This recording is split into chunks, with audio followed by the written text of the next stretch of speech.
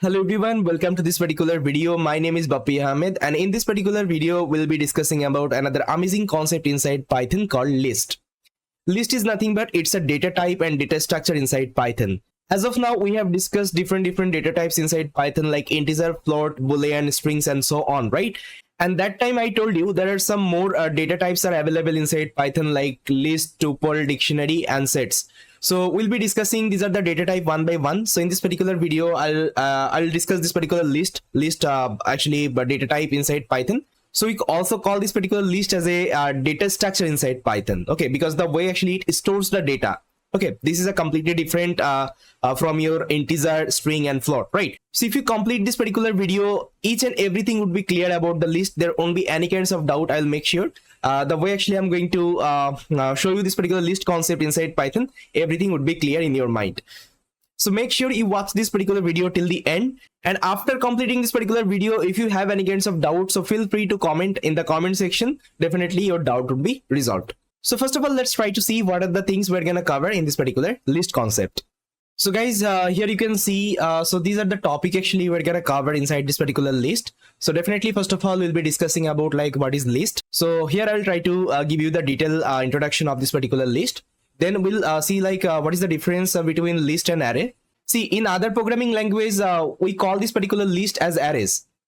Like C, C++, Java, in this particular programming, we call this particular concept as arrays. If you are already from like other programming background, I think you already know like what is arrays, right?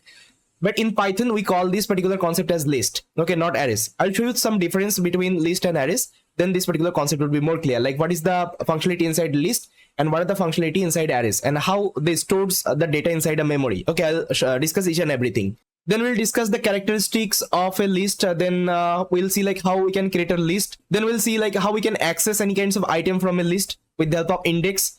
Then we'll see like how we can edit items in a list. Then we'll see like how we can delete any kinds of item from a list. Then we'll be learning different operation on top of this particular list. Then we'll be discussing about like list method, like list inbuilt functions and method.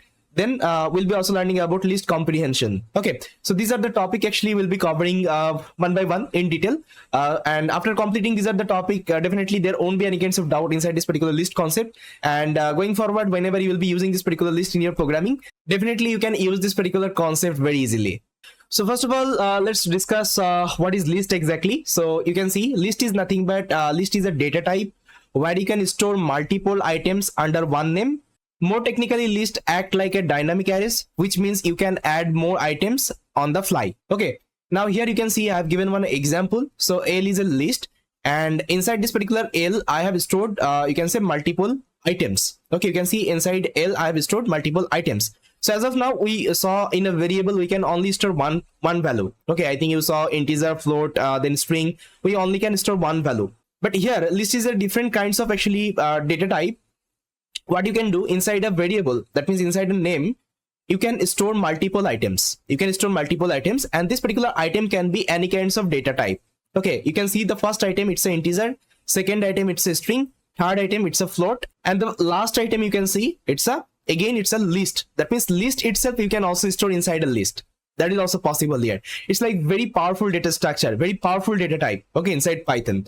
And whenever you define any kinds of list and you store items inside a list, automatically again it will create an index. The things we have learned in our string, I think remember, whenever you define any kinds of string, by default Python will create an index, okay, of each and every character. So similar wise in list also it will create an index. You will see that this particular 20 is present at the index 0, then 1, then 2, then 3. Okay, because in programming from 0 your count has started, right? That's how actually it will also assign the index from 0 to so on. Like how many items you will be present in that particular list, so that many of index number would be present there. Okay, this is the idea. Let's see if I want to access this particular 20. So how I can access? I'll just write L this particular let's say square bracket, and inside that I need to pass the index number of that particular item. Okay, now you can see index number is 0. Now if you give it, 20 will come from this particular list. Okay, this is the idea. Just give me some time. I'll show you how we can access the item from a list. Okay. So first of all, I will discuss why this particular list are required inside programming and why it is so important. So let's say you are working with Zomato company. I think you know Zomato is a food delivery company. Okay, Zomato company. and your task is to collect all the ratings, okay, all the ratings provided by the, let's say, user, okay, for some specific food. So your manager told you to collect all the ratings and store these particular ratings in a variable. Now just try to think how you are going to store let's say those ratings. Let's say in Zomato there are 100, let's say there are 100 actually users, okay, there are 100 users. So you have to collect all the 100 ratings and you have to store in a variable. Okay, so I think you are thinking I can store like that. Let's say user 1, okay, user 1 equal to, let's say, rating, this particular user has given, let's say, 7.5. okay, then I'll create another variable user 2, let's say he or she has given 8.5, or let's say user 3, let's say they have given, let's say, 9.5, and so on, okay, till 100. Okay, user 100, you will create this particular variable, okay, and you will store the rating. Let's say he or she has given, let's say, 10 rating. Okay, so that's how you are thinking to create 100 variable. But do you really think it's an efficient way? It's an efficient way to store all the ratings here? Definitely not, because you have to create 100 variable here. Now just try to consider in Zomato, let's say 1000 user has increased. Okay, 1000 user have increased. Now what you will do? Okay, you have to create 1000th variable that time. So it's not an efficient way to store this particular ratings here. So what I can do, I can simply use this particular list type data structure. So here what I can do, I can simply create a list. Let's say list name is user is equal to, and if you want to define a list, you have to use this particular square bracket. Okay, I think I showed you that particular example, this particular square bracket, and inside that you will store all the ratings. Let's say 7.5, then let's say 8.5, let's say 9.5, and so on. Okay, let's say till 100. Okay, till 100 you have stored all the value. Okay, now you can see inside only one variable, I'm able to store 100 ratings. I'm able to store 100 ratings instead of creating 100 separate variable. Okay, see, this is the efficient way to store this particular ratings. So whenever you will be creating this kinds of real-time application, well, whenever you will be creating this kinds of real-time product, so definitely you have to know how to store the data efficiently. Okay, and this is called data structure. Okay, this is called data structure inside Python also. Okay, structure. This is the way actually it is stored the data efficiently. Okay, so that means this particular list also can be called data type. Okay, also can be called data structure. Okay, data structure. Okay, both it can be called. Okay, I hope this part is clear now. So that's why this particular list data structure is very important inside Python, because it helps you to store the data in an efficient way. And trust me guys, whenever you will be creating different application, this particular list data structure you'll be using a lot. Okay, this particular list data structure you will be using a lot. So make sure you are learning this particular concept in detail. Okay, and I'll make sure the way actually I'm going to teach you this particular list, there won't be any kinds of doubt. Okay, so now we'll just try to discuss the difference between array and list. Okay, see, in other programming language, I already told you, in C, C++, Java, we call this particular data structure as array, but in Python we call it as list. Okay, but there's some difference between this particular array and list. First of all, let me show you. See, whenever I'm talking about array, okay, it is having fixed size. Okay, fixed size. That means whenever you are defining any kinds of array, let's say, I think you remember in C how we used to define an array. Let's say, first of all, I'll define the type of the array. Okay, like what kinds of data, like what types of data it can store in that particular array. Let's say I want to store integer type data, and here I have to mention the array name. Let's say array name is equal to A. Now I have to define the size of that particular array. Let's say if I give 10, so it can only store 10 actually items inside this particular array. Now inside this particular curly bracket, I can store all the value. Let's say 1, 2, 3, ... 10. Okay, I can store this particular value. So that is how actually we usually define any kinds of array in other programming language. Okay, and it's a fixed size. Whenever you are creating this particular array, you have to define this particular size. Okay, it's a fixed size. Now let's say Now let's say you want to add another number in this particular array. So here it's not possible because you have already defined the size of that particular array and all the 10 number you have stored. So it won't be allowing you to store that particular additional number here. Okay, that is the problem with this particular array. Now the second things you will see inside array, it's a homogeneous. Okay, homogeneous. Homogeneous means you can only store one type data. That means if you have created integer type array, you can only store integer type data. So here you can't store any kinds of string type data. You can store any kinds of boolean type data. You can't store any kinds of float type data. It's not possible here because you have defined this particular array would be integer type. Okay, this is called homogeneous. You can only store one type data. Okay, one type data, which can be, let's say, integer, which can be, let's say, boolean, which can be float. Let's say I want to store boolean type data. So what I have to do? I have to create another array. So the array type should be boolean. And here you can give any kinds of name, let's say B, and you have to define the size of this particular array. Let's say size is 5. Okay, now inside that you can store the value. Okay, so it can only store boolean type data. It can't store integer type data in this particular array. So this is called actually homogeneous. Okay, homogeneous. Speed of execution, it's fast. Okay, inside array it's fast and it takes less memory. Okay, less memory. So these are some actually characteristic of an array. Now let's try to discuss about list. So let me just write down list. So list is a dynamic, okay, dynamic size. It's not a fixed size, it's a dynamic size. Dynamic size means you can store as much as value you can. Let's say here I have defined a list. Let's say I'll define a list. Let's say L is equal to, this is going to be my list. So here you don't need to pass any kinds of size. You don't need to assign any kinds of size of this particular list. You can directly just write L is equal to, and you can define the list. Let's say 1, 2, 3, 4, okay, 5, and so on. Okay, let's say this is my list. Now let's say in future I want to add some more number. Let's say I want to add 6 and 7. What I will do, I'll just extend this particular list. Okay, it can easily store this at the number as well. Let's say 6 and 7. Okay, 6 and 7. That means there is no fixed size. Okay, there is no fixed size. You can store as much as value you can. And how it is storing this particular value in the memory, I'll tell you. Okay, in detail I'll tell you how array is storing the value in the memory and how lists are storing data in the memory. I'll tell you each and everything. I'll tell you. So this is what actually dynamic. Now I think you got it. What is the difference between array and list? Array is a fixed size and list is a dynamic size. That means whenever you are initializing this particular array, you have to define the size of that particular array.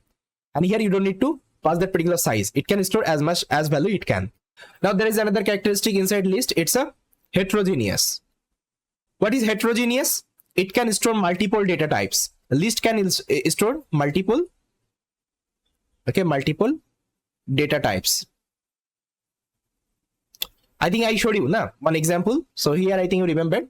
I can store integer type data. I can store string type data. I can store float type data. Even I can also store the list type data itself. So any kinds of data I can store inside a list. Okay, there is no restriction. That's why it is called heterogeneous. Okay, this is called heterogeneous, but which is not possible inside array. Inside array, you can only store one type data. Let's say you are storing integer type data. You can only store integer type data. You can't store any kinds of float type data there. Okay, so this is called homogeneous and this is called heterogeneous. And inside list, this speed of execution is a little bit slow. Okay, slower than array. I'll tell you why it is slower than array. And it takes more memory.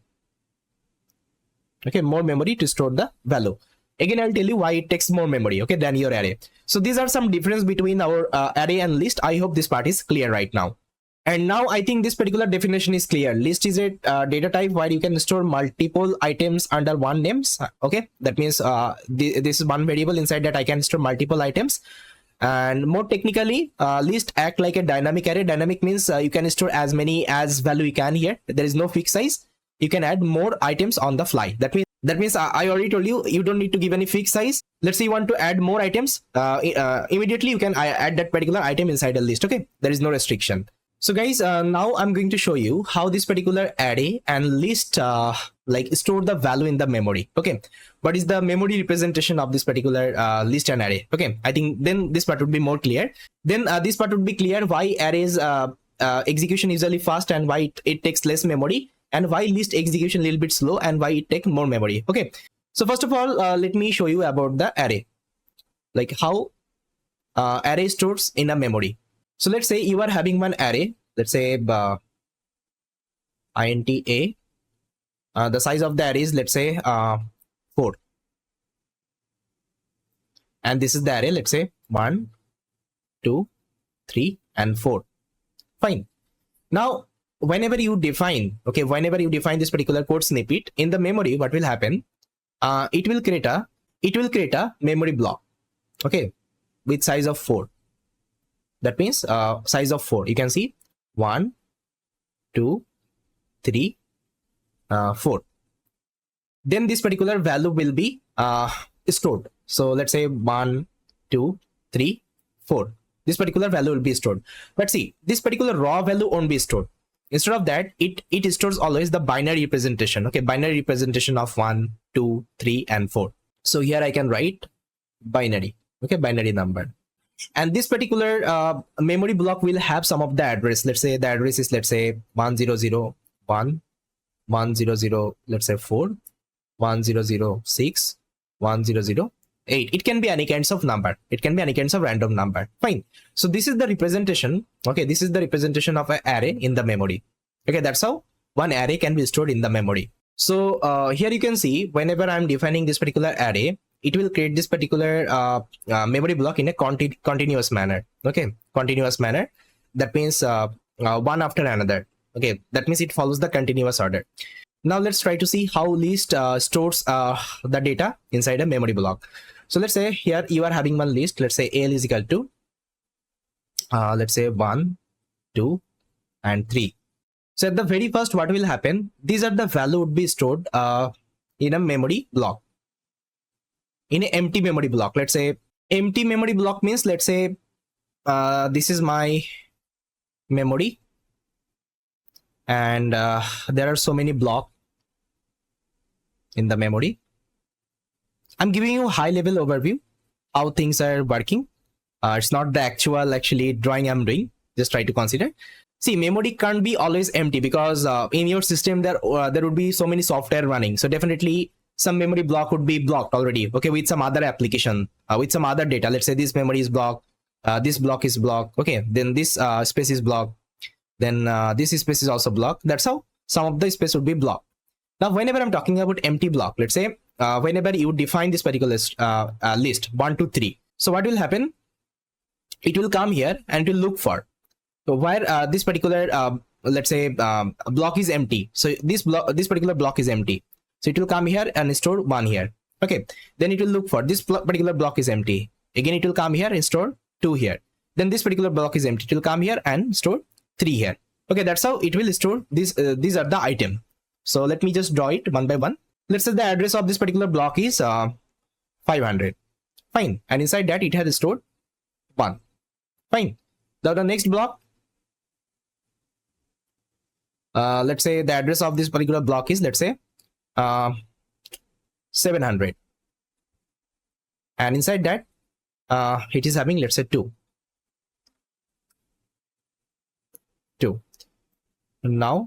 Now we can see 3 would be stored in another block. So let's say the address of this particular block is 800. And inside that I'm having 3. Fine. So that's how initially your value would be stored in the memory block. Now what will happen? You can see the size of this particular list is 3. So it will create 3 blocks. It will create 3 blocks. Fine. And inside this particular three block, it will store the address of the item. So that means the first address you can see, it's 500. Second item address is 700. And the third item address is 800. And this block will have also some address. Let's say the address is 1001, 1002 and 1003. That means what is happening? Instead of directly storing these are the item, it is storing the address of that particular item. That means you can see this particular block is pointing to this particular block. This particular block is pointing to this particular block, and this particular block is pointing to this particular block.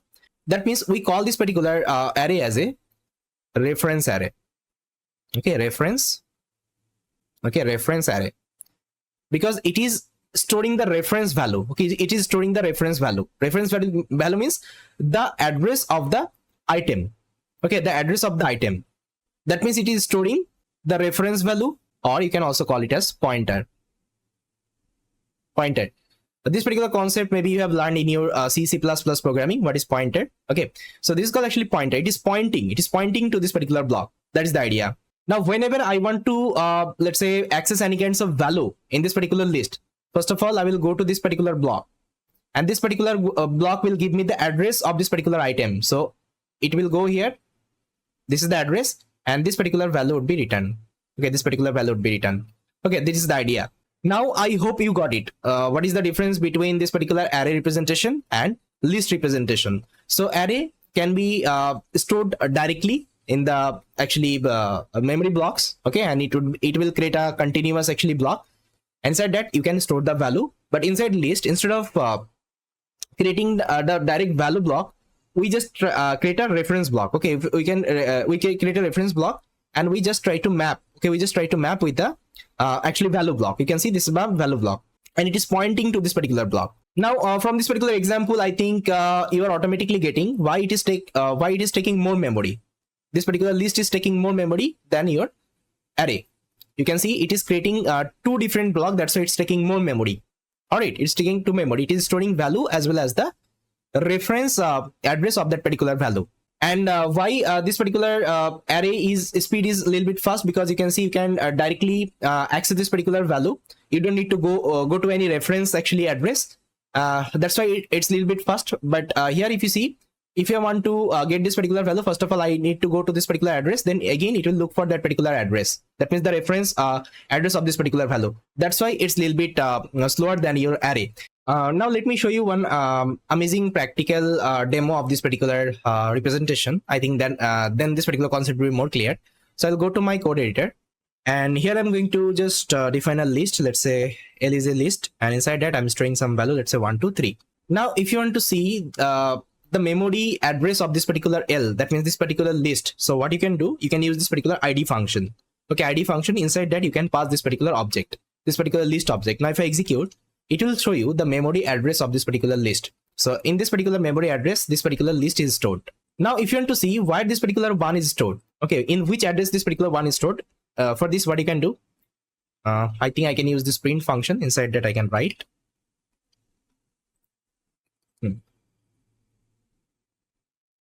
now I want to see this particular one. So for this I'll just write L index 0. If I give L index 0, that means it's 1, right? Then if I want to see the 2, it would be 1. And if I want to see the 3, it would be 2. So with the help of index, actually I'm accessing these are the value one by one. Now if I see, if I execute this particular program, see this is my entire L memory address. That means the list memory address. And this is the address of the 1. This is the address of the 2. Okay, and this is the address of the 3. Now see what I will do, I'll just write ID of 1. I want to see in which address this particular 1 is stored. I also want to see the 2. I also want to see the 3. So instead of printing it, I can copy this particular code and I will execute at the second cell. You can see this particular number and this particular number is same. This particular number and this particular number is same, and this particular number and this particular number is same. That means what is happening whenever you define this particular list. So what will happen inside a memory block, it will first of all create some of the block, and it will store the value, let's say 1.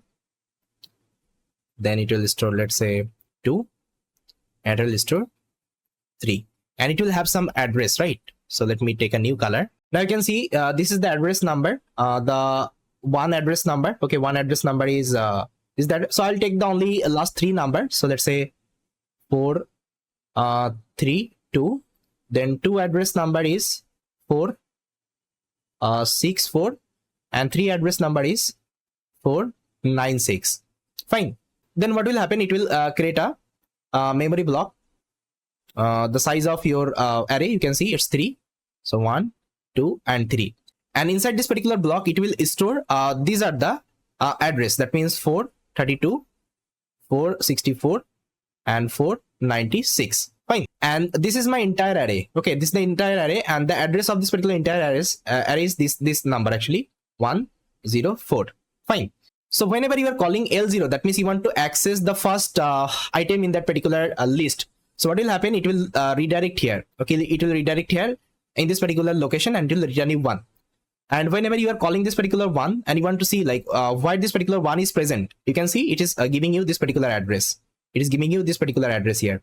This particular address. Okay, so that's how actually this thing is working. I hope this particular practical is clear, how it is storing that particular value in the memory.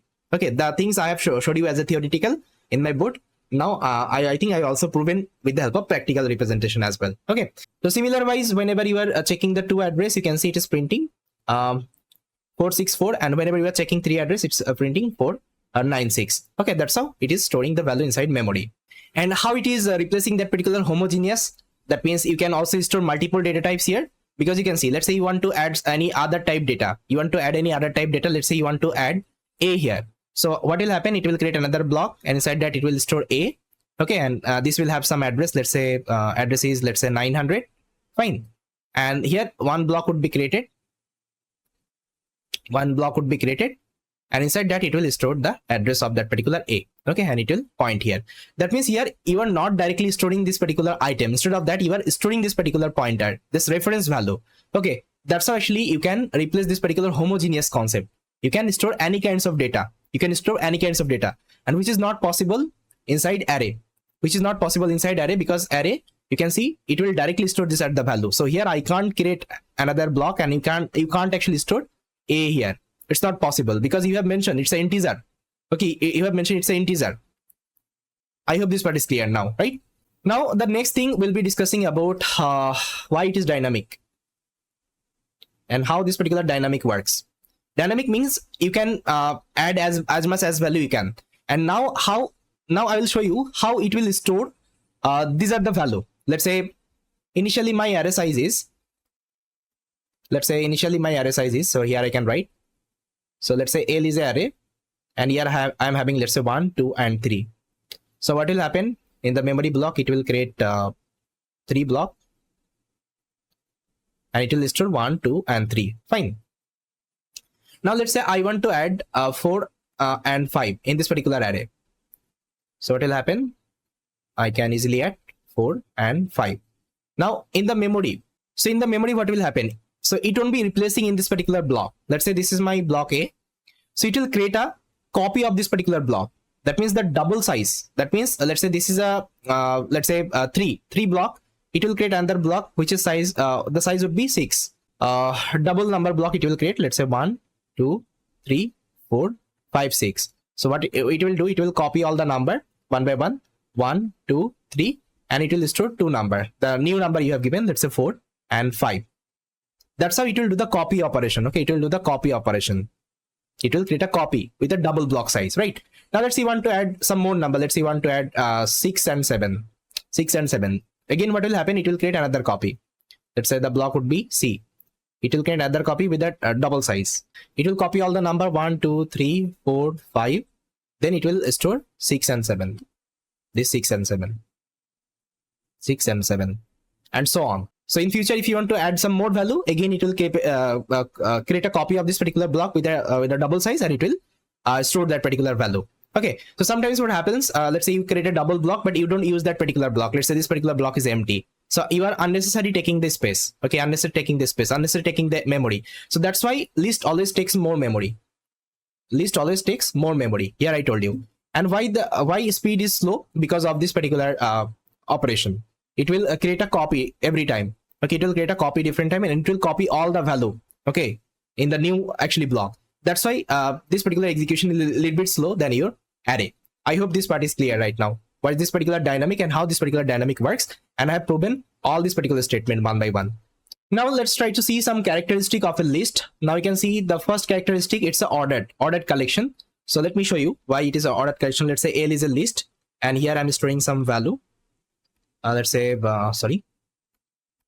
1, 2, 3. Okay, let's say this 3 value I'm having inside a list. So I can name it as L1, and I will take another list, let's say L2. L2 is another list, and it is also having the same number. But what I can do, I can just change this particular number. Let's say 2 will come at the first, then let's say 3, then 1. Now if I just write L1, okay, L1 equal L2. Now just pause this particular video and tell me the output. What will be the output? It will be true or false. See, if I execute, it would be false. Why it is false? Because you can see it's not ordered. It's not an ordered collection. All the value are same inside this particular let's say list. Items are same, 1, 2, 3 only, but this is not in the same order. You can see first of all 2 is coming, then 3, then 1. So that's why ordered is mattered, okay, in the list. Then it's a changeable and mutable, so you can change any kinds of value inside this particular list. I'll tell you whenever I'll do the let's say edit operation. I'll tell you how we can change any kinds of value inside a list, how we can delete any kinds of value inside a list. Okay, I'll tell you each and everything. So it's a mutable, but in string we have learned string was immutable. We can't change anything inside a string, but in list actually you can change anything. That's why it's mutable. It's changeable. It's heterogeneous because you can store multiple type data, float, string, character, anything you can store here. Okay, that's why it's heterogeneous. It can have duplicates. Duplicates means, let's say you can also store duplicates value. Let's say you can also give 1, still it will work. Okay, now these are dynamic. Dynamic means you can add as much as value you can. I already proven, okay, in my board, I think, remember. Can be nested. Nested means you can also store list inside a list. This is called nested. And items can be accessed. I told you item can be, let's say I want to access this particular 1. Okay, 1. So if I want to access this particular 1, I need to give the index of the 1, let's say 0. Now I can access this particular 1. That's why item can be accessed. Can contains any kinds of objects in Python. Okay, so whatever objects having inside Python, it can store any kinds of objects, okay, inside a list. I'll tell you this particular part at the last of this particular discussion. So I hope guys this particular list introduction is clear. I have given the detailed introduction of this particular list. Even I showed you lots of things inside this particular list. And I think so far I have recorded a long video on this particular list, okay, in this particular playlist. Now we'll see that how we can create a list, how we can access this particular list, how we can edit it, how we can delete it, okay. And operation will be learning each and everything. So guys, now let's try to see how we can create a list. So here you can see I have mentioned different lists. Like these are the way actually we can follow to create a list. So the first approach you can see, we can create an empty list with the help of this particular square bracket. Let me show you. So let's say if I take a new cell and if I just write, let's say L is equal to this particular empty bracket.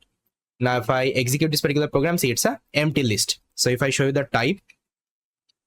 type of L, it's a empty list. Okay, so if you want to create an empty list, that time you can use this particular square bracket. Okay, only empty square bracket, no need to give anything inside that.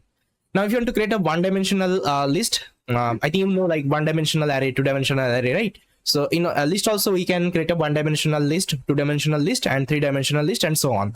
But we usually try to use till 3 to 4 dimensional, because as you go ahead it would be more complex. We don't use it. I have seen like people are using 3 to 4 dimensional list only, okay, not like beyond that.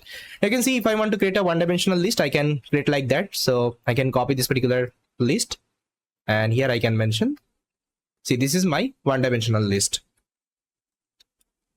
Okay, this is my one-dimensional list. Now you can see inside this particular list we are having only integer type data. Now you just pause the video and tell me it's a heterogeneous or homogeneous. Yes, I think you are correct. It's a homogeneous because we are only storing one type data here. Okay, yes. Now if you want to mention two-dimensional list, you can mention like that. So inside the list actually you can take another list. This is called two-dimensional. Okay, two-dimensional. And now you can pause the video and let me know whether it's a heterogeneous or homogeneous. Yeah, it's a heterogeneous because you can see this is actually integer and this is actually list. Okay, this is integer, this is actually list. That means multiple data type we are storing. It's a heterogeneous. Now you can also create a three-dimensional list like that. And how you will identify whether it's a three-dimensional or not, you can see the first 3 bracket and the last 3 bracket. Okay, so how many bracket is coming at the first and last, we can consider like that. Let's say if it is coming 4, that means a 4-dimensional. Okay, and if it is coming 5, it's a 5-dimensional. Okay, that's how. So it's a 3-dimensional actually list. Now one heterogeneous example I will show you. See, this is one heterogeneous example. You can see in this particular list I'm storing integer, boolean, float, then a complex and string. Okay, all kinds of data actually I'm storing. It's a heterogeneous list. Now you can also do the type conversion to create a list actually. So there is a list function is there. Inside that if you give anything, it will convert that particular data to the list. Now let me execute this particular program. Let me show you all the output. You can see this is my empty list. This one my one-dimensional list. This is my two-dimensional list. This is my three-dimensional list. This is the heterogeneous, and this is the type conversion. Okay, you can see hello I have given, it's a string type, and whenever I convert it to list, you can see all the individual character would be present as an item, okay, in this particular list. So these are the way actually we can follow to create a list. Okay, I hope this part is clear. So guys, the next topic we'll be learning how we can access any item from a list. For this actually I'm going to use this particular list. So here we'll be learning two things. Let me just mark down it. We'll be learning like how you can perform indexing. Okay, indexing, and we'll be performing the slicing. The same thing we have learned in our string. Okay, string also I think you remember. In string also we have learned this particular indexing and slicing. See why I prefer this particular Python, because see in Python all the syntax are same. Okay, all the let's say working mechanism are same. The things you have learned inside string, the same thing can be also applied in the list also. The same thing can be also applied in the tuple also. Okay, same thing can be also applied in the let's say sets also. So everywhere you can perform this particular accessing operation. So here no need to teach anything new. The same thing we have used in our string, like slicing, then string indexing, that means the string manipulation, whatever we have learned, everything can be performed inside this particular list also. So let me show you one example. Let's say this is my list. Now let's say I want to access this particular 1. So if I want to access, what I have to do, I have to give the index of the 1. So I'll give inside this particular square bracket, index is 0. Now see, it will give me 1. Now let's say I want to access this particular 5. So what I will do, 0, 1, 2, 3, 4. So index number is 4. It will give me 5. So this is called actually positive indexing. Why positive? Because you are giving positive number. You are going left to right.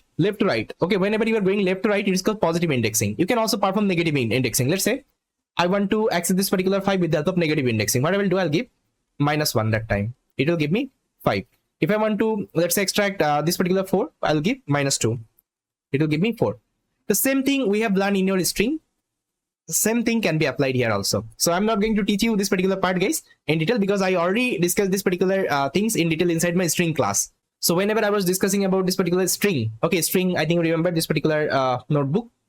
So string in Python. So here I have already discussed this part. Let me show you. Here I have already taught you this particular concept, like how we can perform the indexing operation, the negative indexing, positive indexing, slicing, everything I taught you here. The same thing you can apply inside the list also. Nothing new. Got it? So this was my one-dimensional list. Now I will show you some of the example on top of this particular two-dimensional list. Okay, I will copy this particular two-dimensional list. I want to show you how we can access the two-dimensional list. Let's say this is my L2. This is my two-dimensional list. Fine. Now let's say here I want to access this particular 5. So how I can access this particular 5? So for this, first of all, what I have to do, I'll just call this particular L2. See, first of all, if you want to access this particular 5, first of all, you have to access this particular list. And what is the list position? You can see 0, 1, 2, 3. So at the 3 position, this list is present. Now if I just give 3, see, this particular list will come. This particular list will come. Okay. Now I want to extract this particular 5. I want to access this particular 5. And what is the index of this particular 5? You can see 0, 1. Now here I have to give another square bracket, and here I have to mention the index number. Now see, it will give me the 5. Okay. That's how we can access any kinds of two-dimensional list. Now let's say I want to extract this particular 4. What I'll give? I'll give 0 here. It will give me that particular 4. So first of all, you have to access this particular list. Then inside this particular list, whatever value you are having, you have to give this particular index. So this is for the first list. This is for the first list. This is for the second list. Okay, that's why it's called two-dimensional. Okay, two-dimensional list. I hope this part is clear. Now let me show you the 3D as well. So I'll copy this particular 3D. So you can also do the same thing with the help of negative indexing. For this, what you can do, L2. Let's say I want to take this particular list. So this is at the last position. I'll give -1. It will give me that particular list. Now I'll access this particular 5. Okay, so here I'll give it is present at the last. I'll give -1 again. Okay, it will give me this particular 5. With the help of negative indexing, you can also do the same thing. Now let me show you the 3-dimensional one. So this is my 3-dimensional array. Now let's say I want to access this particular 4. So first of all, what I have to do, first of all, I will check how many lists are present in this particular list. So I'll give length, and inside this particular length function, I'll give this particular list, and see, it is giving me 2. That means 2 lists are present. So you can see this is one list, this is another list. Okay, now first of all I will extract the first list. I will access the first list. So to access the first list, I'll just write L3. I'll give 0 here. If I give 0 here, see, it will give me the first list, this particular list. This particular list it has given. Now see, again, if you check this particular type, in this particular list, we are having 2 lists. If I show you the length, of this particular list, you will see inside that we are having two items, which is also a list. Now I want to extract this particular 4. 4 is present in the second list. That means if you count the index, it is 1. That means if you count the index, it's 0 and it's 1. So what I will do, I'll first of all access this particular list. So for this, I'll give this particular index 1. Okay, so it will give me that particular list. You can see 3 and 4. Now I want to access this particular 4. Now what is the index of the 4? It's 0, 1. Okay, again I have to give 1. In another square bracket, I have to give 1. Now see, 4 I'm able to access. Now you can see 3 square bracket I'm using. So it's called 3-dimensional list accessing. Got it? I hope this part is clear. Now I'll give you one question. Let's say I want to access this particular 5. Just comment out that particular code, what you will be writing here if you want to access this particular 5. So let me show you. Let's say if I want to access this particular 5. So first of all, I have to check the length. You can see length is 2. That means 2 lists are there. First of all, I will take this particular list out. So for this, I'm going to use this particular index 1. Now it will give me this particular list. Now I want to enter in this particular list. So what I will do, I'll go to the first one. Now I want to extract this particular value. I'll give 0. Okay, now see, 5 is printing. That's how actually we can also access 3-dimensional list. It's very easy. It's very easy, guys. If you just do it by yourself, it would be more clear. Now with the help of negative indexing also, you can perform the same thing. Now we'll be seeing the slicing operation on top of the list. Again, it's the same thing only, whatever things you have learned in your string. Let's say I will copy this particular list and I want to perform slicing on top of it. So let's say I want to slice, I want to take access this particular 1 and 2. So what I will do, I'll give L, this square bracket. I will start from 0 and I'll see like what is the index of 2, 0, 1. It's 1, but I have to give 2 here because last number would be excluded. Now if I give 2, now see, 1 and 2 would be printed. And again, the output I'm getting, it's a list only. Fine. Now let's say you want to access till, let's say you want to access 3, 4 and 5. So how to do it? So simply just count the index 0, 1, 2. So from 2, I will go till last. Okay. So if you go till last, you can give empty. Now if I execute this particular program, you'll see that 3, 4 and 5. Now if I give like that, let's say L, so what will be the output? It will give me the entire list because here I haven't given any kinds of minimum range and maximum range. Okay, it will give me the entire value. Now if I give like that, let's say so here I will give, let's say, so here I will give, let's say 2. So what will happen? It will jump. Okay, it will jump one actually item. You can see it's a jump parameter. If I print this particular array, so first of all 1 will be printed, then 3, then 5. That means it is jumping 1. Okay, 1 item. If you give 3 here, it will jump 2 item. This is a jump parameter. That means whatever things you have learned in this particular string in Python, the same slicing, okay, you can apply here. So I'm not going to discuss this particular part because I already discussed it here. So if you haven't watched that particular video, just try to check this particular video. This thing would be more clear. Because see, at the end, everything is same only. Okay, I don't need to repeat anything. So this is what actually we can perform slicing operation inside a list. So guys, this is all about from this particular video. In the next video, we'll try to see like how we can delete, how we can edit, how we can perform operations. We'll be also learning the list inbuilt method and function. Okay, so these are the topic we'll be discussing one by one. So with that, guys, thank you so much, guys, for watching this particular video, and I will see you next time. Hi everyone, welcome to this particular video. So in our previous video, we have already discussed about this particular list. I have given you the detailed introduction of this particular list, and I told you why it is super important inside Python and how you can store the data inside a list, right? So in this particular video, we'll be discussing about list inbuilt methods. Okay, so there are some inbuilt methods inside list.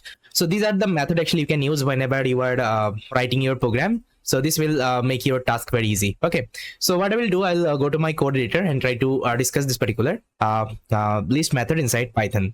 So guys, there are so many list methods or function are available. So here you can see these are the list methods are available. So here we'll be exploring all of them one by one, but some of them are not required whenever, let's say, we're creating an against a project. So whenever you are learning something from your mentor, also try to do the self exploration. That will give you like more knowledge on that particular specific topic.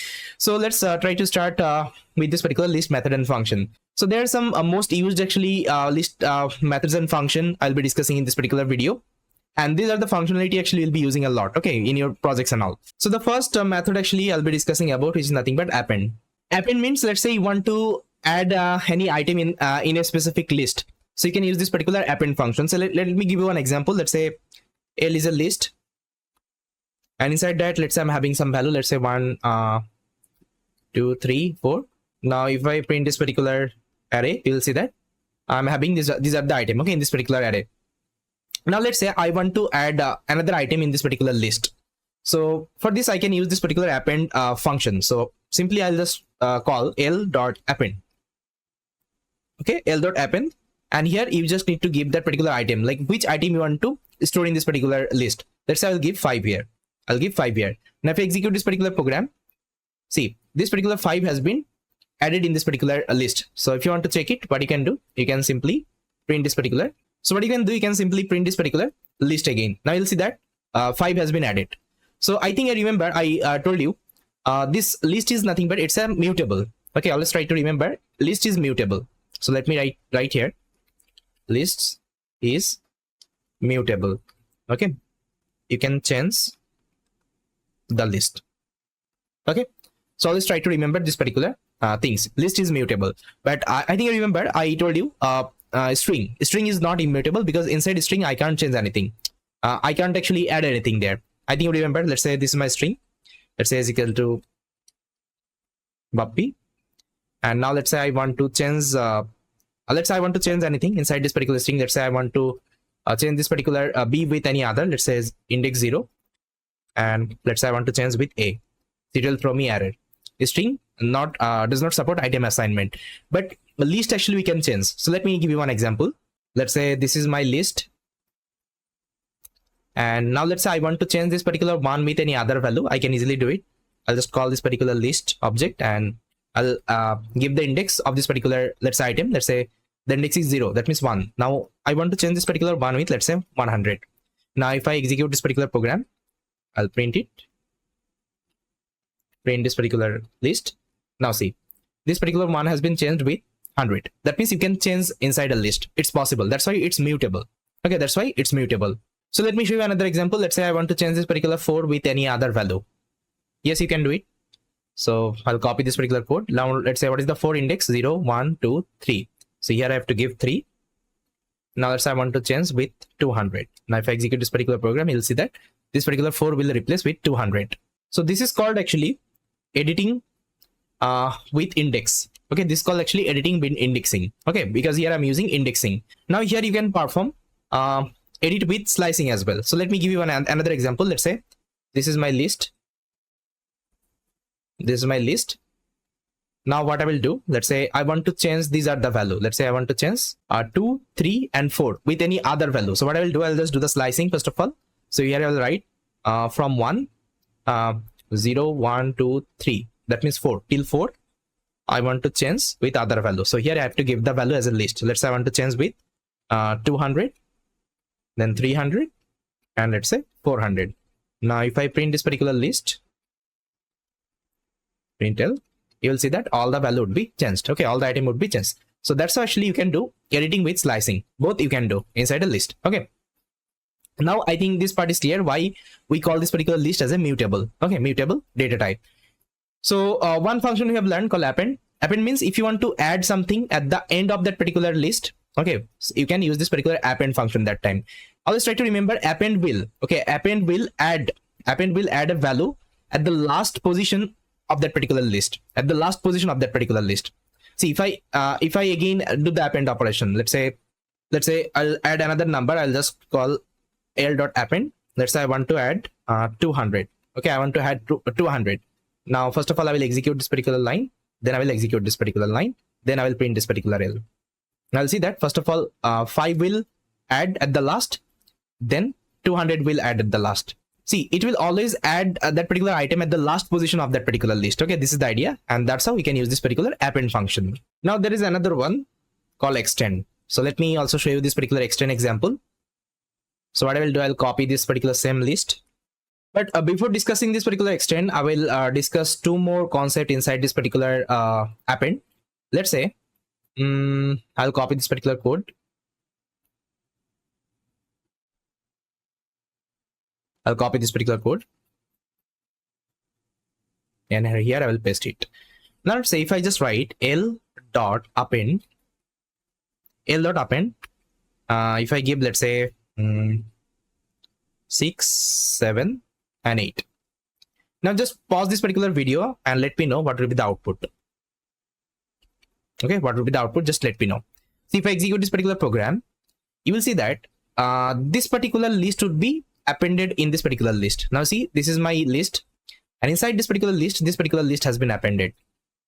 Okay, it's not like that it will only add the values. It will add the entire list, because you are giving the list type data here, list type data. That's why it will store that particular list. So similar concept can be also applied with any other type data. Let's say if I just write l.append, let's say if I give true here, so it will add that particular true. Let me show you. If I print the L right now, now see 2 has been added. Now you can see true has been added at the last position of that particular list. That means you can add any kinds of data type in this particular list with the help of this particular append. All right. Now let's try to discuss this particular extend. Now see, extend is slightly powerful than your append. So in append, you can see we can only add one specific value. Okay, we can only add one specific item. But let's say I am having some list of the, let's say here I will just write a is equal to. So let's say I'm having some list of the number. Let's say here I'm having, let's say 10, 11, and 12. So now what I want to do, I want to add, these are the item in this particular list. These are the item in this particular list. So for this, I can use this particular extend. So I'll just write l.extend. Okay, l.extend. And what is the things I want to extend? I want to extend this particular a. These are the item I want to extend. So I'll just give the a here. Now if I print this particular L, you'll see that these are the value would be added. Now see, it is not a list, it's a item only, it's an integer item only. That's how you can use this particular extend. Now, so if you have one specific item, if you want to add at the last position of a list, you can use the append. And if you have list of the item, and if you want to add them at the last position of a list, you can use the extend function for this. I hope this part is clear. Now one question I will ask you, let's say if I just write it l.extend, okay, l.extend, if I give, let's say hello here, so what will be the output? Just let me know in the comment what will be the output. So if I execute this particular program, you'll see that this is the output. That means, so here what is happening, it is taking all the character one by one and it is storing inside this particular list. That is the idea. Fine. Now the next function will be learning about this particular insert. See, as of now we saw if you want to add something at the last position of a list, I can use the append, or I can use this particular extend. Extend also it is adding at the last position, right? But let's say I want to add something. I want to add something in a specific position. Let's say I want to add one item in this particular position. Let's say after 1 it would be added. Let's say at the index position, let's say 0, 1. Okay, one position. This I want to add any specific item. So for this, I can use this particular insert. So let me give you one example. Let's say if I just write l.insert. Now let's say I want to insert at the index number 1. And here I want to give the number. The number actually I want to add. Let's say I want to add 200. Now if I execute this particular program, print l, you will see that 0, 1 at the index number 1. This particular 200 has been added. So insert always takes two input. One is like the position. The position actually want to add the value, and second is the value actually want to add. I hope this part is clear now. See, as I already told you, list is a mutable. Okay, mutable data type. So here you can add any kinds of data. You can also delete any kinds of data. It's possible. So let me show you one example of deletion. So here, let me first of all comment deleting items from a list. So for this, I can use this particular del keyword. So let's say first of all, I'll take a list. So I will take this particular list. Now let's say I want to delete this particular 1. So for this, what I will just write, I'll just write del, and here I will give the index of this particular 1. So it would be 0. Now if I print this particular L, I'll see that this 1 would be deleted. This 1 would be deleted. So with the help of del keyword, you can delete any kinds of item present inside a list. Okay. Now you can perform the same thing with the help of slicing as well. So let me give you another example. I'll copy. Now instead of giving only index, I'll give the slice value. Let's say I want to delete let's say 2 and 3. So what I will give? I'll give the range. So range would be 2 is starting from 1 and it is ending 0, 1, 2, 3. That means it will go till 3. Now if I just do the delete operation, I'll see that only 1 and 4 would be there. That's how you can perform the delete operation. But inside actually a list, we are having some inbuilt function. Okay, inbuilt function for the deletion as well. So let me show you some of them. So the first function we'll be discussing about remove. Okay, so what is the remove example? Let me show you. So let's say this is my list. Now let's say I want to remove one item. Let's say I want to remove this particular 4. See, initially I had to pass the index. Initially I had to pass the index if I want to delete anything. But let's say I don't want to pass the index. I want to directly pass that particular item name. Okay, the item actually I want to remove. So what I will do, I'll use this particular remove. So I'll just write l.remove. And inside that you can mention which item you want to delete. Let's say I want to delete this particular 4. Here I will give the 4. Now if I execute this particular program, I'll print this particular L. Okay, I'll print this particular L. And I'll see that this particular 4 would be removed. So if you want to remove something, you can use this particular remove function that time. Now the next function we'll be learning about pop. Okay, what pop will do. So this is the opposite of your append. So append, what append does, append actually usually append any kinds of, that means it will add any kinds of item at the last position of that of a list. And what pop does, pop will remove one element, okay, from the last position of an of a list. Okay, let me show you. So let's say if I just do l.pop, okay, if I do l.pop, and now if I just print this particular L, you will see that one item would be removed. That means the last item. Pop will always try to remove the last item. Okay, last item. So if you again perform the pop operation, let's say l.pop again, you will see that it will remove the last one. That means the 3. Now see 1 and 2 would be there. So it will only remove the last item. Okay, last item from a list. That is the idea. Opposite of append. Now there is another function called clear. So let me show you one clear example. Let's say this is my list. And if I want to clear this particular list, that means I don't want to take any kinds of item inside this particular list. I will do the clear operation. And now if I print this particular list, you'll see that this particular list would be completely empty. There is nothing. That means if you want to clear your data inside a list, you can use this particular clear function. So some common function we can also use inside this particular list. So we can use this particular length, min, max, and sorted. So let me give you some example. So let's say this is my list. And on top of this particular list, you can apply, these are the common function. Like you can, if you want to check the length of a list, you can use this particular length function.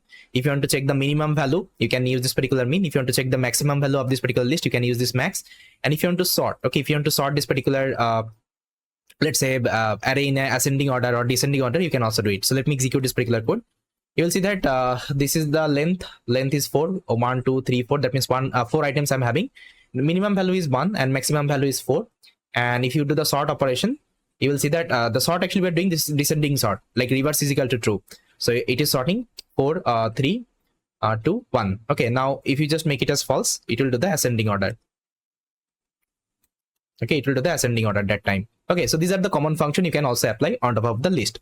Apart from that, we are having some more inbuilt function. Let me discuss. So the next one we'll be discussing about count. So let me take the same example.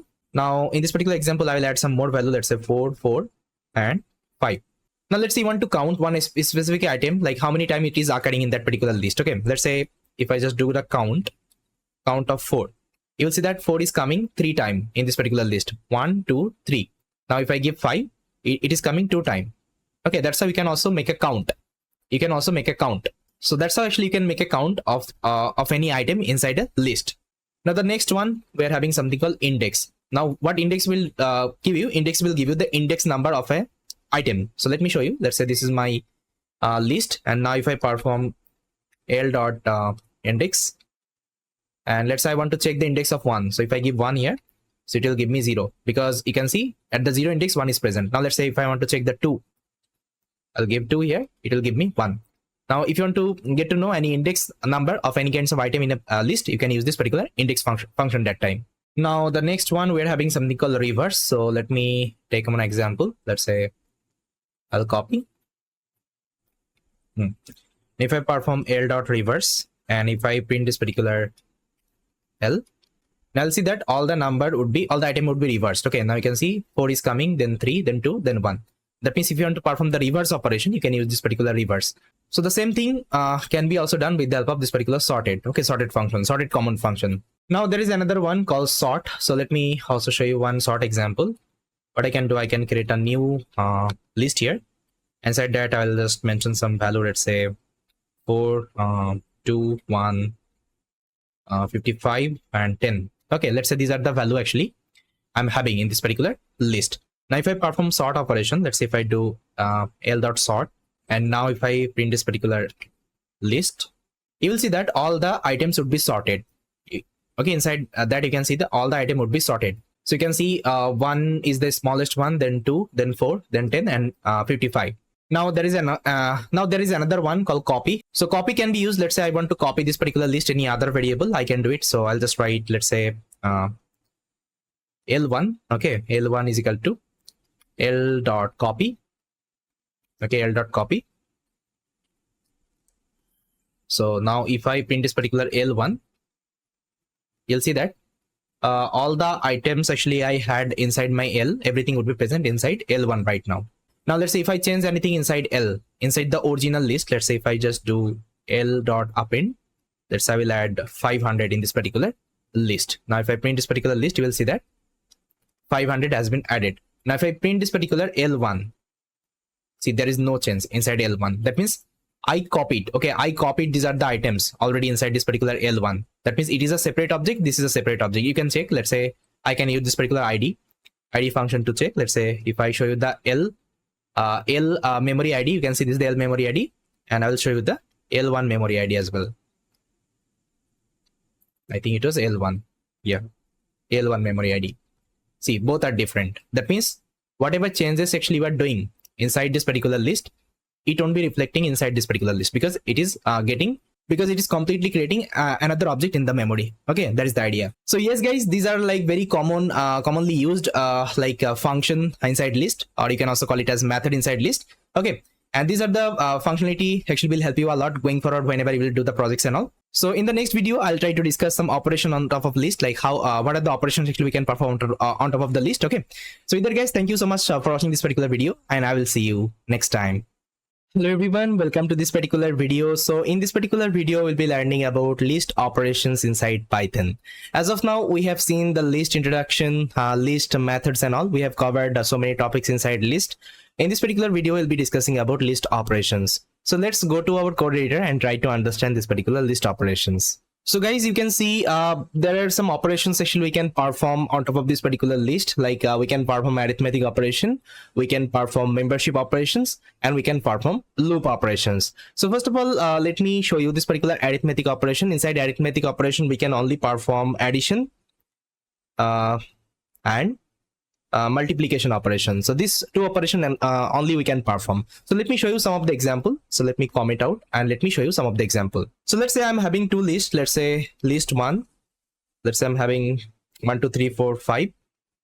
This is my list.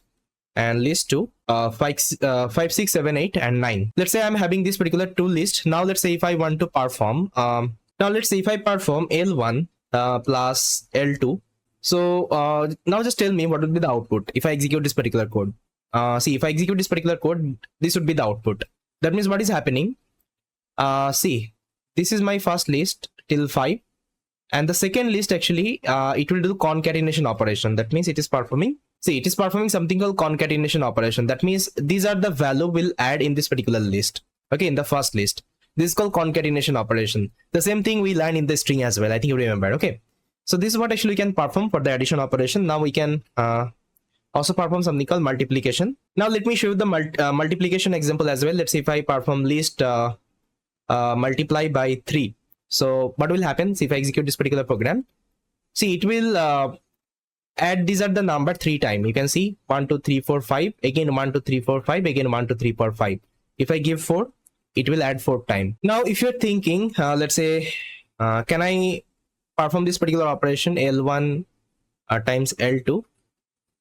Now if I execute this particular program, no, you can't. Actually, it's telling you can't multiply sequence by the non-integer of the type of list. It's not possible. Okay, if you want to multiply, so you have to take a individual number. Okay, and that will repeat that particular number that many of time. That is the idea. So this is what actually our arithmetic operation. Now let's try to see the membership operation. So I think you know, in membership we are having two membership operator, like in and not in. So let's try to see two examples. So what I will do, I will take this particular example, and instead of taking 7, 8, 9 like that, I'll take inside a list. Fine. Now if I execute this particular program, it will work fine. Now I'll just write print, let's say 4 in L1. Okay, if I just write this particular statement, so what will be the output?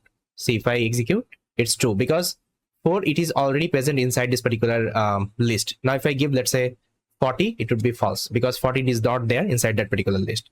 Now you can also perform not in operation. Let's say I'll just write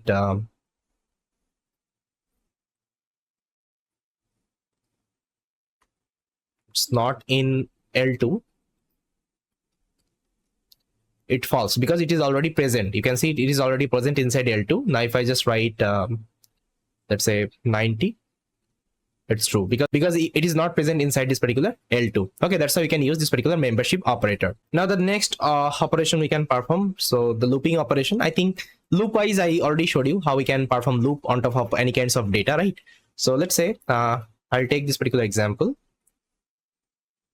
and if I want to perform loop operation on top of this particular list, I can do it. I'll just write for I in L1, and if I print this particular I, it will iterate all the value one by one. You can see it will iterate all the value one by one. That is the idea. So yes guys, these are the operation we can perform on top of the list. So this is like very small concept, but again it is like very useful whenever you will be doing the projects and all. So that's why I thought let's show you this part as well. Okay, so this is all from this particular video. In the next video we'll be learning about list comprehension inside Python. Thank you so much. Hi everyone, welcome to this particular video. So in this particular video, we'll be discussing about another amazing concept inside Python called list comprehension. So to explain this particular concept, I need to show you the practical of it. Then this particular concept will be more clear. So for this, let's go to our code editor and try to understand this particular concept. So guys, you can see list comprehension is nothing but list comprehension provides a concise way of creating a list. See, here is one example I have given. You can see this is a list. And inside this particular list, you can see I'm writing some expression. You can see expression for item in iterable if condition is equal to true. Initially, it would be a little bit hard for you to understand what I have written here, but no need to worry. I'll show you one very simple practical. This will give you the clear-cut idea about this particular list comprehension. Now you can see there are some advantages of this particular list comprehension. Like, so here you can see it is having more time efficient and space efficient than loops, and it requires like very fewer line of code, and transform iterative statement into a formula. See, always Python suggests this particular list comprehension to use because it is comparatively fast than your loops. Okay, you can see more time efficient and space efficient than loops, and you can see it requires very fewer line of code. Let's say the code actually will be writing with multiple line. The same code actually you can write in just one line. Okay, with the help of this particular list comprehension. And it transform the iterative statement in a formula. You can see it's kinds of formula. Okay, formula statement I have written. So let's see one example. Then I think this part would be more clear. So the first problem we'll be solving with the help of list comprehension. You can see this is the problem. So we'll be add 1 to 10 numbers in a list. Okay, if I want to add 1 to 10 number in a list, so how I can do? Like the simple way we usually write the code, how I can do? Okay, without this particular list comprehension. See, if I want to add 10 numbers in a list, so I can write like that. I'll just take a for loop for I in range, and in the range parameter I need to give the range. Like I want to, let's say, store 1 to 10. That means I have to give 11.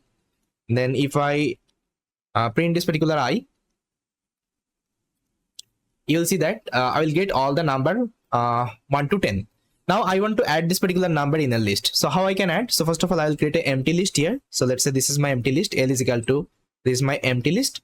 And here what I need to do, instead of printing, I'll append this particular value inside this particular list. What append will do, it will append the value at the last position always. Okay, so first of all it will add 1, then it will add 2, then 3, and so on. I think I showed you the example, that particular append example. Append is a inbuilt function inside list. Now here I'll append this particular I. Okay, I will append this particular I, then at the last I'll print this particular L. Now if I execute this particular program, you will see that all the numbers I have generated, it is stored inside this particular list. Okay, so this is the simple code we have written. Now we can write this particular code with the help of list comprehension in just one line. Let me show you.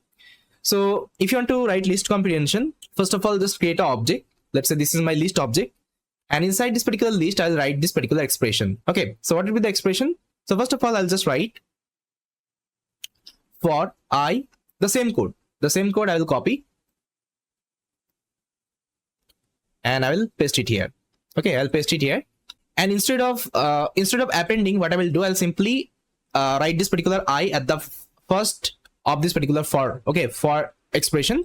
So what will happen? Whatever I it will generate. Okay, whatever I it will generate with the help of range function, it will store in this particular list. Okay, one by one. So let me show you. If I print this particular list right now, if I execute this particular code, you will see that I'll get the same output. The code I have written with few line of code, the same code I have written only just one line with the help of list comprehension. So this is called actually list comprehension, and this is the expression of the list comprehension. I hope now this part is clear. Okay, I'll give you some more examples so that this part would be more clear. See, inside list comprehension, we can also use conditional statement. We can also use conditional statement. I will also give you the example of conditional statement, how we can use it inside that. So the next problem we'll be solving called scalar multiplication on a vector. Let's say here I'm having a vector called v is equal to, so let's say I'm having 2, 3, and 4. Let's say these are my vector, and I'm having one scalar number here. So let's say scalar number is -3. So what I have to do, I have to multiply. Okay, I have to multiply this particular scalar value with this particular vector. Okay, you can see scalar multiplication on a vector. If I want to do the multiplication, and if I want to add them in a, let's say, list, so how we'll be writing, like the simple code we usually write. For this, first of all, let's say I will take a for loop for I in this particular vector. Whatever value actually it will give me, what I will do, I'll just do the multiply operation. Let's say, okay, result is equal to, let's say, I multiply this particular s, and whatever result actually I will get, so result, I'll just try to append it. Okay, I'll try to append it in a empty list. So here I will create an empty list. So L is equal to, let's say this is my empty list, and inside this particular empty list, I'm going to append this particular result. So L dot append this particular result. Now if I print this particular L, see, this is my output. Okay, after multiply this particular scalar value in this particular vector, I'll get this particular output. But the same code I can write in just one line with the help of list comprehension. Now let me show you. So let's say, first of all, I'll define a list. I'll copy the same code, this particular same for loop statement. Now I told you, if you want to add this particular I, what you need to do, you need to take this particular I before that particular for statement. Okay, now here what I was doing, I was doing the multiplication with this particular s. Okay, so whatever value actually I'm getting inside I just need to do the multiplication with this particular scalar value. Okay, the scalar value actually I'm having. Okay, that is the idea.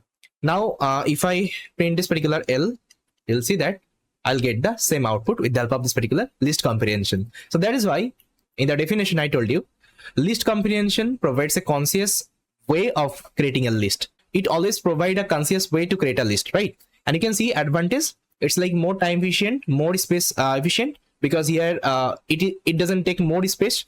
Everything we are writing in just one line, and it requires very few line of code, because you can see the code actually I was writing previously, it takes multiple line to write this particular code, but in just only one line we can complete this particular list comprehension with the same logic. And it is also transform iterative statement in a formula. Okay, that means whatever iterative statement we have written, the same thing it will convert as a formula. Okay, inside this particular list comprehension. I hope now this part is clear. What is this particular list comprehension, and what is the use of this particular list comprehension, and what is the advantage to use this particular list comprehension. Okay, now let's see another example. Let's say I want to add the squares. Let's say I want to calculate the squares of a list. So what I can do, let's say this is my list I'm having. L is equal to, let's say I'm having 1, 2, 3, 4. This is my list, and now I want to calculate the squares. So what I will do, I'll take another list. Let's say LC, that means list comprehension is equal to, I'll just write for I in L, and whatever actually L I will get, whatever I will get, I'll just simply do the power operation, okay, square operation with the 2. Okay, now if I execute this particular program, but before that, let me print this particular LC. So print LC. Now you'll see that I will get all the square of this particular number. Okay, so with the help of list comprehension, you can do this particular code very easily. See, whenever you will be implementing any kinds of projects, so that time actually you need to use this particular list comprehension, because it will make your code more clean. Because let's say the code actually you are writing in 10 lines, you can write that particular same code in just only 1 to 2 lines. Okay, that would be more neat and clean. Okay, so it's recommended to use this particular list comprehension whenever you are creating a product, because whenever let's say you are doing the iterative actually let's say statement, that time you can use this particular list comprehension, because it would be more efficient, faster, and space it will take less space. Okay, that time, that is the idea. And if you see any kinds of application from any other developer, you will see that they are also using this particular list comprehension in their code. Without list comprehension also you can write the code. I already told you how to write the code. But if you are working as a team, let's say you are working with 10 developers, so there would be 5 to 6 developers, they will be using this particular list comprehension. And as a programmer, you have to understand this particular list comprehension. Otherwise, it would be a little bit difficult for you to understand this particular code, what kinds of code they are writing. So make sure you have the knowledge on this particular concept. Okay, I hope this part is clear. Now guys, let's see the next example. So in this particular example, I will also show you how we can use this particular conditional statement inside a list comprehension. So here you can see we have a exercise here. Print all the numbers divisible by 5 in a range of 1 to 50. So if I want to write this particular code in a, let's say, easy manner, let's say like the simple manner, so what I will do, I'll first of all take a for loop. So for I in range, so I'll generate the number 1 to 50. That means 1 to 50, 51. Okay, 1 to 51, and it will give me all the number. Okay, till 1 to 51. You'll see that it will give me all the number. Okay, 1 to 51. Now what 1 to 50, because I have given 51 here. So here what I have to check, I have to check print all the number divisible by 5 in that particular range. Okay, so here I'll just write a simple condition. I'll just write if this particular I mod, what is divisible? Divisible means if you want to divide that particular number, and if you're getting remainder is equal to 0, that means this particular number I need to accept. So for this I can use this particular mod. I think you know. I'll just divide by 5, and if this remainder is equal to 0, so what I'll do, I'll just print this particular number. Okay, print I. Okay, so this is the simple program. Now if I execute, I'll see that these are the numbers can be divided by 5. Okay, these are the number can be divided by 5. Now let's do this particular code with the help of list comprehension. So what I will do, I'll take a list, and inside that I'll write this particular logic. So what I will do, I'll copy the same for loop. Inside that I can paste, and I want to print all of the number which would be divisible by 5. So here I'll write the condition. So here you can write the condition if this particular I mod, okay, I mod with 5, and remainder would be 0. Okay, if this particular statement is true, it will print all of the number. Now if I print this particular L, you'll see I'll get the same output. Okay, I'll get the same output. So that's how actually you can also use conditional statement inside a list comprehension. Okay, see, now I think this particular expression is clear. So that means for you are doing the iterate operation, and that particular, let's say, whatever value you are getting, whatever expression you are getting, you can print it here, and you can also write the condition inside this particular list comprehension. That is the idea. Now let's see one last example of this particular list comprehension. Let's say I'm having one list, and in this particular list I'm having some programming language name, you can see. So now what I have to do, I have to find a language which start with the letter of P. So I can easily solve this particular code with the help of list comprehensions. What I will do, I'll just take on list comprehension, and inside that I'll just write on condition. So for language, okay, for language in languages, okay, languages, because here I'm having multiple languages. That's why I named this particular variable as languages, and I'm iterating this particular language one by one. That's why I'm calling as a language. You can take any name, it's up to you. It will add all the languages which is starting if languages, okay, language dot start with, okay, start with P. I think you already know, we have learned this particular start with a function inside a string, right? It is a string inbuilt method. Okay, Now if I execute this particular program, but before that, let me print this particular list comprehension. You'll see that I will get the output Python and PHP. It is starting with P character, okay? P character at the very first. So that's how, with the help of this particular list comprehension, we can solve any kinds of problem statement in just few lines of code, okay? This is the idea. So guys, I hope you got this particular concept. What is list comprehension? And please try to use this particular concept in your coding. It will help you a lot, okay, to write efficient code and optimize code, okay? And going forward, whenever we'll be doing the process, definitely we'll try to also use this particular list comprehension in our code as well. So thank you so much guys for watching this particular video, and I will see you next time. Hello everyone, welcome to this particular video. So in this particular video, we'll be discussing another super important concept inside Python called zip function. So this particular function is a very popular function, and you need this particular function going forward whenever you will be doing different projects. You will be implementing different projects. So this particular zip function will help you a lot. So what I will do, I will go to my code editor and I will show you the example of this particular zip function. So guys, you can see zip function is nothing but the zip function returns a zip object, which is an iterator of tuple, where the first item in each past iterator is paired together, and then the second item in each past iterator are the paired together. So what I've written here, so let me show you the example. I think then this part will be more clear. So what I will do, I'll take a tool list. Let's say I'll take L1. Let's say L1 is equal to 1, 2, 3, 4, and L2 is equal to, let's say 5, 6, 7, 8. So let's say these are my two lists. Now I want to just write one logic. So what will happen? I will take this particular item from this particular list 1, and I will take this particular item from this particular list 2, and I will make a tuple. Okay, I will make a tuple. Then again, I will take this particular item, and I will take this particular item. Again, I will make a tuple. Again, I'll take this particular item and take this particular item. So it will make a tuple. That means it will make a pair. Okay, it will make a pair.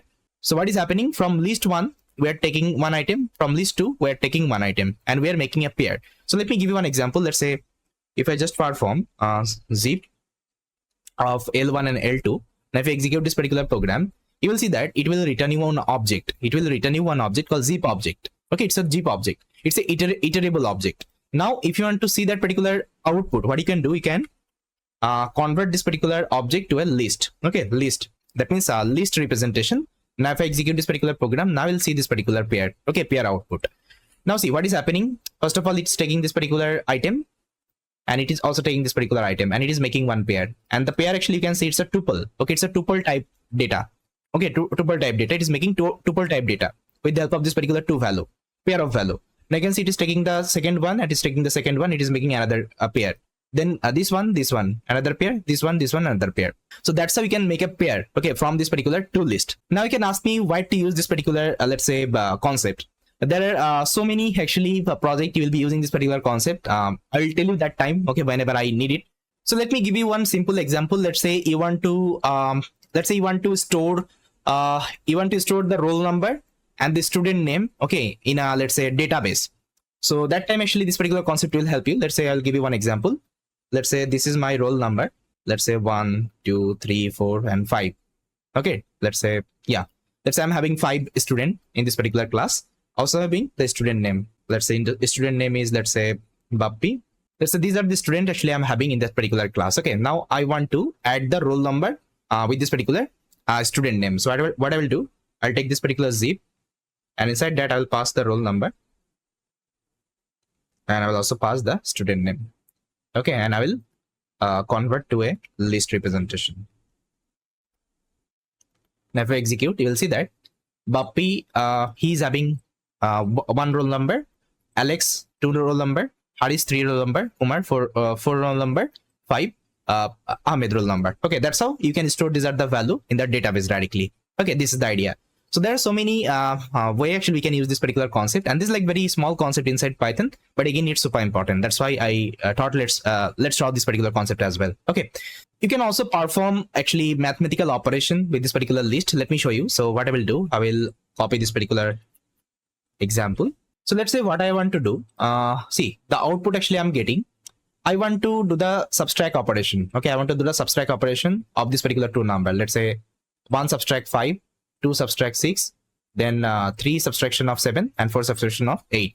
I want to perform these kinds of operations. What I can do, simply I can take one list comprehension here. I'll just take a list comprehension. Inside that I'll just write for for I and j in zip of L1 and L2, and the I and j I will be getting, I'll just do the multiplication operation, or let's say subtract operation I can do.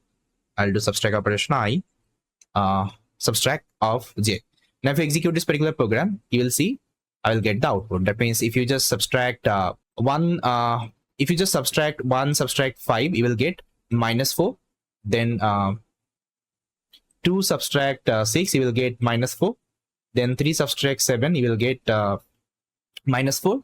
And 4 subtract 8, you will get -4. Okay. Now if you want to do opposite of it, so what you can do, you can take L2 at the first, and you can take L1 at the last. Now see, you will get the positive output. That means what will happen if I am taking L2 at the first and L1 at the last. Now see, first of all, it will pick L2, that means 5, and it will pick L1, that means 1. Okay, 5, 1. Then you will take 6, 2, 6, 2, 7, 3, and 8, 4. Okay, I hope you got it. Okay. Now I think you are thinking, see here I have taken 2 lists only. So can I use this particular zip with multiple list? Is it possible more than like 2 lists? Yes, it is also possible. Let me show you another example. Let's say I'll give L3 here, and here I'm going to write 9, 10, 11, and 12. Now if I perform this particular zip operation, so inside that I will pass L1, then L2, L3. Now if I execute this particular program, now it will create actually 3 pair. You can see it will create 3 pair. First of all, it will take this value, then it will take this value, it will take this value, and it will make a pair. Okay, then it will take this value, and this value, and it will make a pair, and so on. That's how you can take as many as list you can. Okay, it will work fine. Now let's say if one of the list is having less value, if you check this particular length, you can see here we are having 4 value, here we are having 4 value, but here we are having 3 value. Now if I execute this particular program, you will see this particular output. Now see, still I'm getting the output. Now see how it has created the output. So first of all, 1, 5, 9, 1, 5, 9, then 2, 6, 10, 2, 6, 10, then 3, 7, 11, 3, 7, 11. Now see, it is ignoring the last actually item. It is ignoring the last item because you can see the last item is short in the list 3. That's why it will ignore the entire actually item. It will ignore the entire item. That's the idea. Now let's say if I delete it as well. If I delete this particular value, it will only create 2 pair. Okay, it will delete this particular 2 item.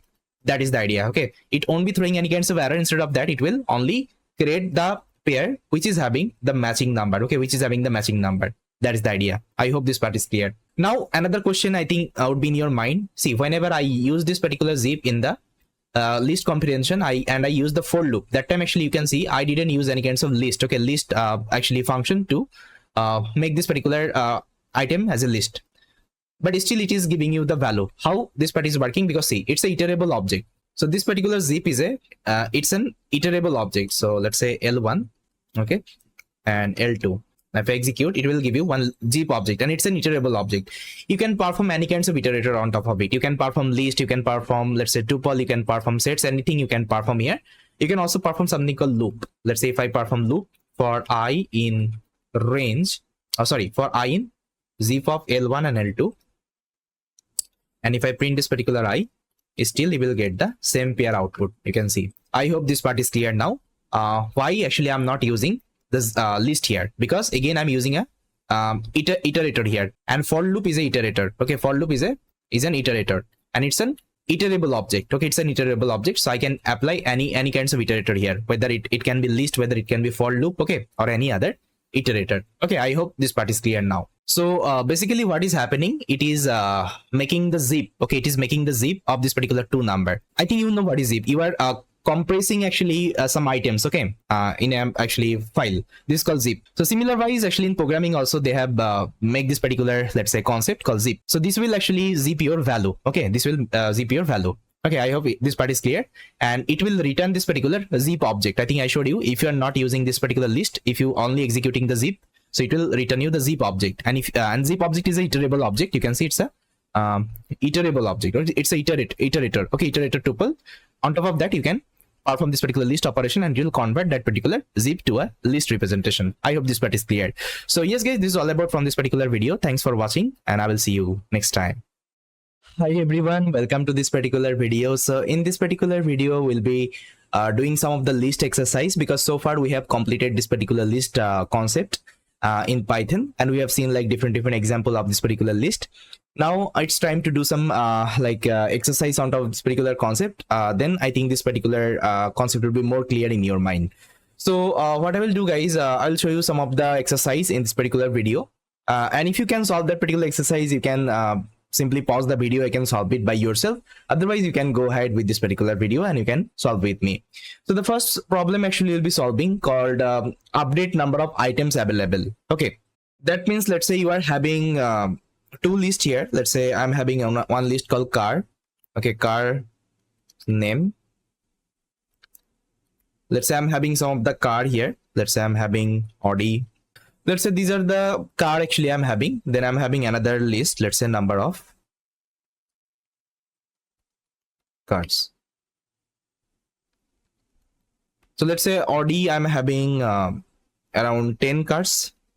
BMW I'm having, let's say 20 cars. Let's say Tata I'm having, let's say 30. And Volvo, let's say I'm having only 5. So let's say these are my two lists, like car names and number of cars. Now what I have to do, I need to update the number of the items available. You can see Audi I'm having 10, BMW I'm having 20, Tata I'm having 30, and Volvo I'm having 5. So I just need to map this particular number. Okay, I just need to map this particular number in this particular list. So for this, I think you can think which can be used here. Like the concept actually we have learned inside list. I think you can think about which one actually we can apply here. So here simply we can apply this particular zipping concept. I think you remember zipping concept. In zipping concept, what we can do, we can make a pair, right? We can make a pair. I think you remember. Okay, how to make a pair. So let's make a pair. So I'll just write for I in zip, because for loop is iterator and zip will give you the iterable object, right? So that's why actually we are using this for loop to extract the value, okay, from this particular zip itself. You can also directly actually do it with the help of list. Also, it is also possible. Let me show you. Let's see if I comment this particular code, and if I just write list zip my car name and number of cars.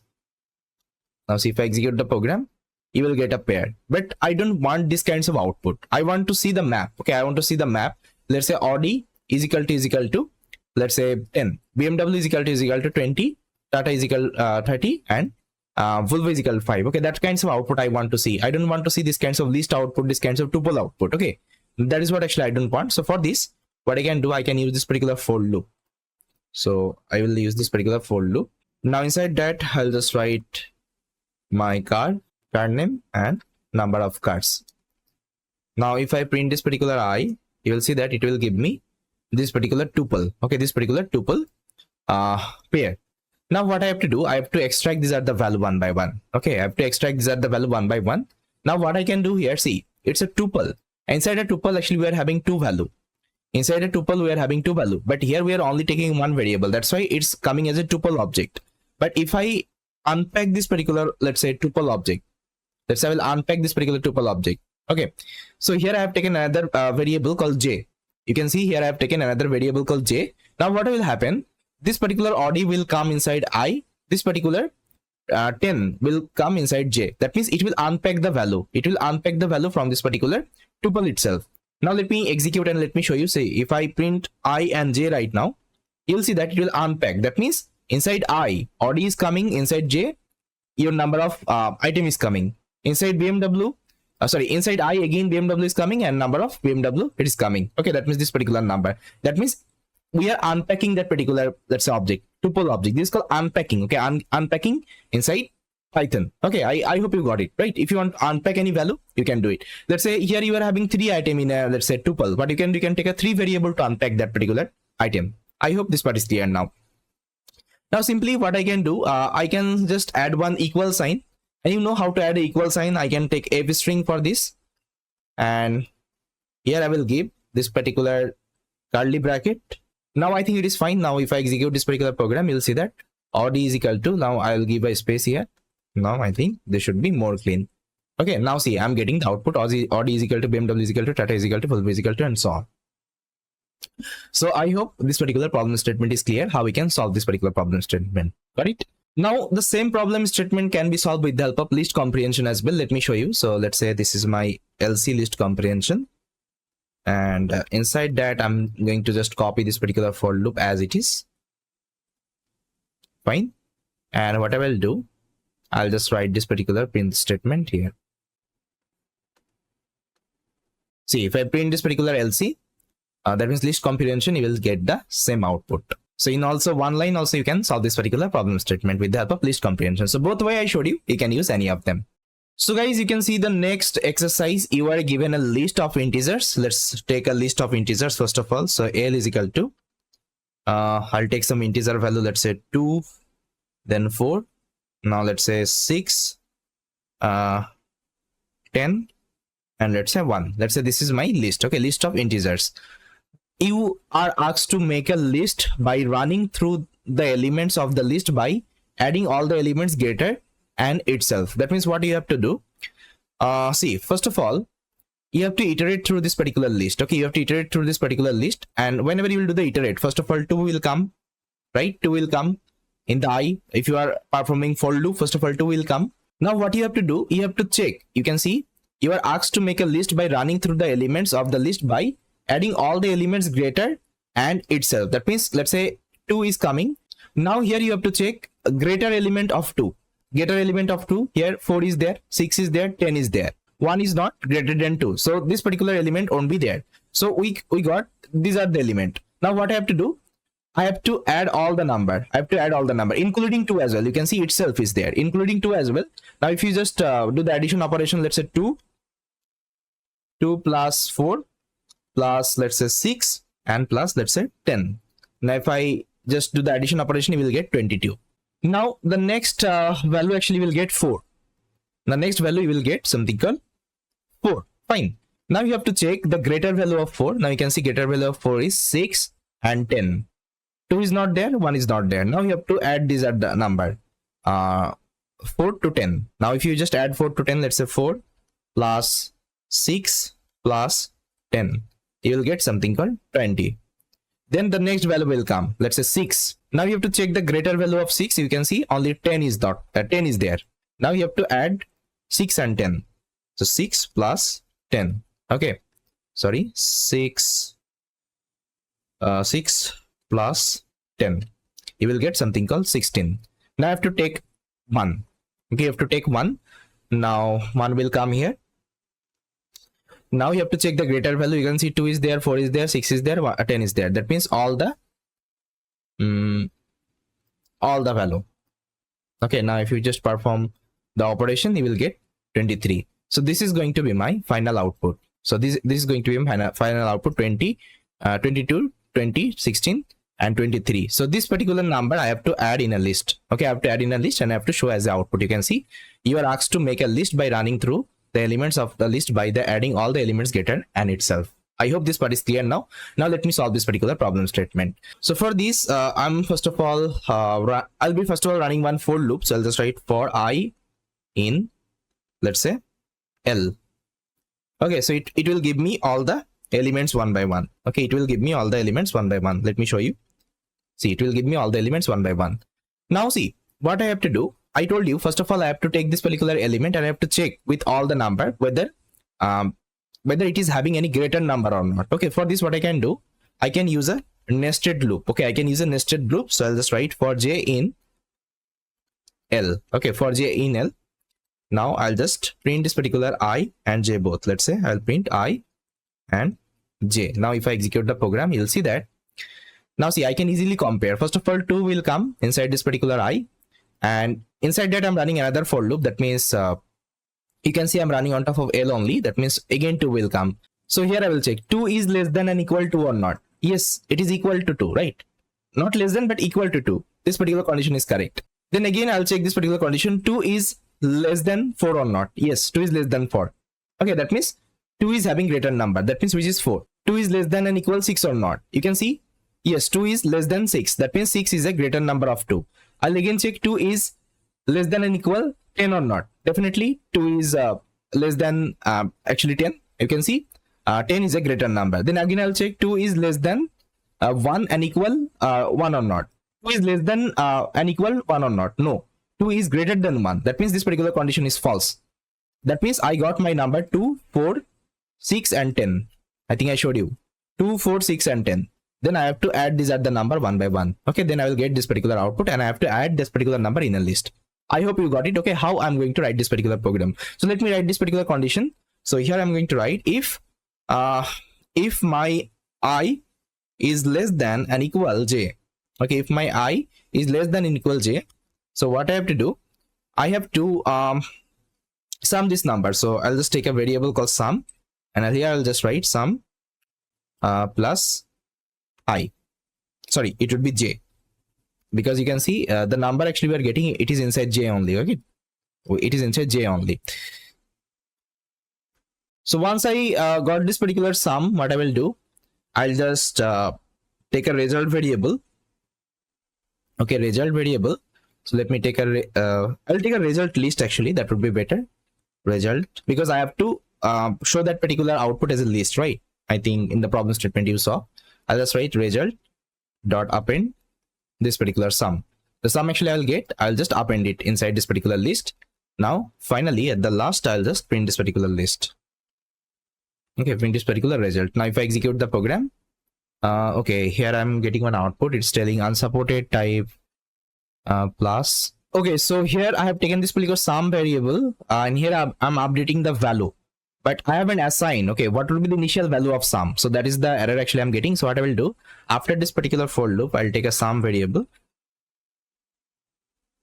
and initially this particular value would be 0. Okay, because every time this loop will run and this will update the value. Okay, I hope you now got it. Now if I execute the program, now see, I will get the same output. Okay, the output actually I got here. Now let me delete these at the cell one by one. Yeah, so finally I got my output. Okay, now I think this particular problem statement is also clear. Now guys, the next exercise will be solving, called find list of the common unique items from two lists and show in increasing order. So let me show you what actually we want to do here. Let's say I'm having two lists here. So I'll just take two lists. So let's say here I'm having two lists. So this is the number 1 and this is number 2. And you can see some of the common value present inside this particular two list. Let's say if I show you some common number, I think you will get, yeah, 67 is a common number. Okay, 67 is a common number. Then I'm also having 89, then 34. Yeah, that means these are my common numbers. So what I have to do, find the list of common unique item. Okay, that means unique item. These are my unique item from two lists and show in an increasing order. That means I have to take these as the common item from both lists. Okay, and I have to show them in a list representation. Okay, I have to show them in a list representation, but only unique item should be there. See, here I'm having duplicates. Now I don't need to also print the duplicates. It should be unique. That means 67 will only come. Okay, from here only 89 will only come. That is the idea. Now how we can solve this particular problem? So here I'll just take a for loop first of all for I in num1. Okay, for I in num1. Now again inside that I'm going to take another actually nested loop. I'll just write for j in num2. That means both loop actually I'll be do the iterating. Okay, both loop I'll do the iterating and I'll take all the value one by one. Now if I show you, so if I just print I and j, you'll see that I'm able to extract these at the element. You can see, and I'm also able to extract these at the element. Okay, these are the element. Now here if I just write one condition, if I is equal to j, that means if this is common, okay, print them. Now I'll see that I will get only common item 67, 67. Then I'm getting 67 again, because why? You can see 67 is coming 2 times. Now I'm getting 89, 34, 67, 67. Okay, you can see multiple time actually I'm getting 67. Okay, because of this particular duplicates. But I don't want that. Actually, I only want to get the unique item of it. So for this, what I can do, I can take an empty list here. I'll just name it as common. Okay, common. And here instead of writing this particular condition, I'll just write if. Okay, if I not in, I'll take this particular membership operator. I think you remember membership operator. not in common. Okay, so what I'll write common dot append, common dot append this particular I. Now if I print this particular I at the last, you will see that okay, sorry, I have to print the common, that means this list, okay, not the I. Now I got the, okay, so I'm getting unexpected output. Okay, so why I'm getting this particular unexpected output? I got it. See, here I'm using this particular condition. Okay, here I'm using this particular condition, that means the membership condition. And if I'm using this particular membership condition, I don't need to take this particular for loop. Instead of that, what I can do, I can simply check one condition: if I in num2. Okay, again I will take the membership operator here. Now what will happen? The actually I will get, okay, the I will get from this particular num1. I will just check if it is present inside num2 or not, because with the help of membership operator we can do, right, if anything is present or not in a list. I think you remember, let's say if I just give you one example, let's say this is my num1, this is my num1. I'll just check if let's say 34 in let's say 34 in num1. So what it will give me, or I'll just write simply 34 in num1. It will give me false.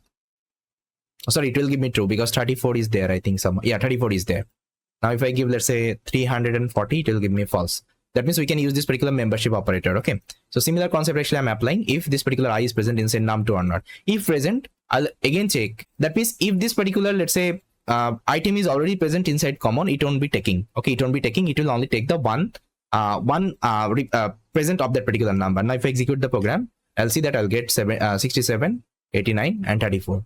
Okay, you'll see that 67, 89 and 34. Okay, these are my common element inside this particular to list.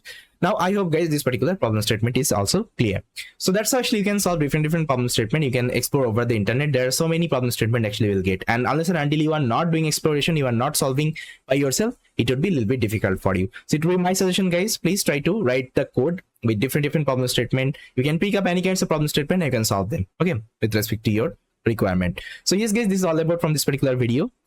In the next video actually we'll be starting with the another actually amazing data type inside Python, or you can also call it as data structure called tuple. Thank you so much guys for watching this particular video, and I'll see you next time. Hello everyone, welcome back. My name is Bapi Ahmed, and in this particular video we'll be discussing another amazing data types inside Python called tuples. We can also call this data structure inside Python. See, as of now we have seen like so many topics inside Python. We have covered different like data types like integer, string, boolean, right? Then we have also seen like list, and finally we'll be also discussing about this particular tuples.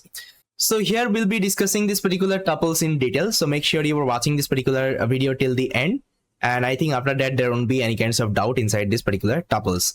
So what I will do, I will open up my code editor, and there I'm going to explain this particular concept. So guys, you can see tuples is nothing but a tuple in Python is similar to a list. That means the list actually data structure, or let's say data types you have learned. Okay, so tuples is also similar things, okay, like your list. The only difference actually you can see between this particular tuples and list, the difference is that we cannot change the elements of a tuple once it is assigned, whereas we can change the element inside a list, because we saw like list is a mutable. That means you can change item there, you can add item there. Okay, it's possible there, but inside tuple actually it's not possible. Okay, inside tuple actually you can't change any kinds of item, you can edit any kinds of item. Okay, this is what actually we call it as a immutable. Always try to remember tuple is a immutable and list is the mutable. This is the only difference. Okay, and everything, whatever concept you have learned, you can store multiple data types inside a tuple, you can store duplicates inside tuple, you can do the indexing operation, you can do the slicing operation, everything whatever we have learned inside list, everything can be performed here. Okay, so here you can see I have listed down some of the characteristics. Like in short, a tuple is an immutable list. A tuple cannot be changed in any way once it is created. Some characteristics you can see, it's an ordered collection, like the list we saw, again it's an ordered collection.